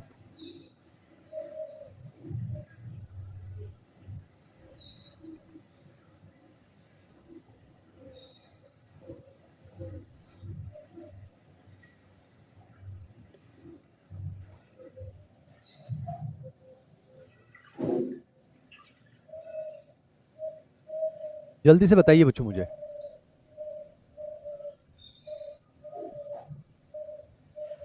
आप लिख रहे हैं, सारे बच्चे यस सर लिख रहे हैं, क्लियर सर लिख रहे हैं, क्रिस्टल क्लियर लिख रहे हैं, बिल्कुल सही बात है, शानदार, एकदम मजा आ गया। ध्यान से सुनेंगे, तन मन के साथ जुड़ जाएंगे, एमजे सर की क्लास में 100 में आता है, शिकायतों से कुछ नहीं होगा, आता है बच्चों। अब मैं आपको बता दूं बच्चों, इस चैप्टर में क्या बचा है, drug and alcohol abuse, adolescence के बारे में कुछ बातें बची हैं, दैट्स इट। मतलब क्या बचा है बच्चों, हम जो है ड्रग और एल्कोहल एब्यूज के बारे में पढ़ेंगे। तो वो वाला जो पोर्शन है बच्चों हम अगली क्लास में डिस्कस करेंगे। पर मैं फिर कह रहा हूं बच्चों, मैंने जो है पीडीएफ शेयर किया है टेलीग्राम पर, आपकी जिम्मेदारी बनती है उसकी जीरोक्स आप निकाल लीजिए। बहुत मेहनत से बनाए बच्चों मैंने, और 100% एनसीईआरटी पोर्शन है। यहां देखिए, मैंने ड्रग्स को लेकर एक बेहतरीन फ्लो चार्ट बनाया है, पूरे हिंदुस्तान में कहीं लिखा हुआ नहीं मिलेगा, किसी किताब में एस्टीज नहीं है बच्चों, इंटरनेट पर कहीं नहीं मिलेगा, सिर्फ एमजे सर ने बनाया, एमजे सर के नोट्स में मिलेगा, एमजे सर के द्वारा पढ़ाए गए बच्चों के पास मिलेगा, दैट्स इट। देखिए बच्चों, 100% एनसीईआरटी आपको इसमें कवर मिल जाएगी। तो यहां पर बच्चों, अगर मैं इसको क्लास में लिखूंगा और आपको लिखने का समय दूंगा, पूरा एक लेक्चर इसमें चल जाएगा, ये आप भी जानते हैं। सच्चाई बच्चों, मुझे टाइम पास पसंद नहीं है। तो इसलिए जो बच्चों देखिए, ये थोड़ा सा जो है, क्योंकि बहुत से बच्चे मोबाइल में पढ़ रहे हैं, तो ऐसा नहीं कि सर बहुत छोटा लिखा हुआ है दिख नहीं रहा है, तो आपके लिए पूरी मेहनत कर रहे हैं ना बच्चों। तो मैंने पूरा जो पीडीएफ है बिना मार्क किए टेलीग्राम पर शेयर कर दिया है, तो उसका जीरोक्स निकाल लीजिए बच्चों, उसका जीरोक्स निकाल लीजिए, ताकि अगली क्लास में मैं ये सब बोलूंगा तो जीरोक्स में देखने में आपको थोड़ी आसानी रहेगी ना, दैट्स इट। बच्चे लिख रहे हैं कि जीरोक्स निकाल लिए सर, जीरोक्स निकाल लिए। मैं फिर दोहरा देता हूं, मेरा टेलीग्राम चैनल biology_by_mj_star।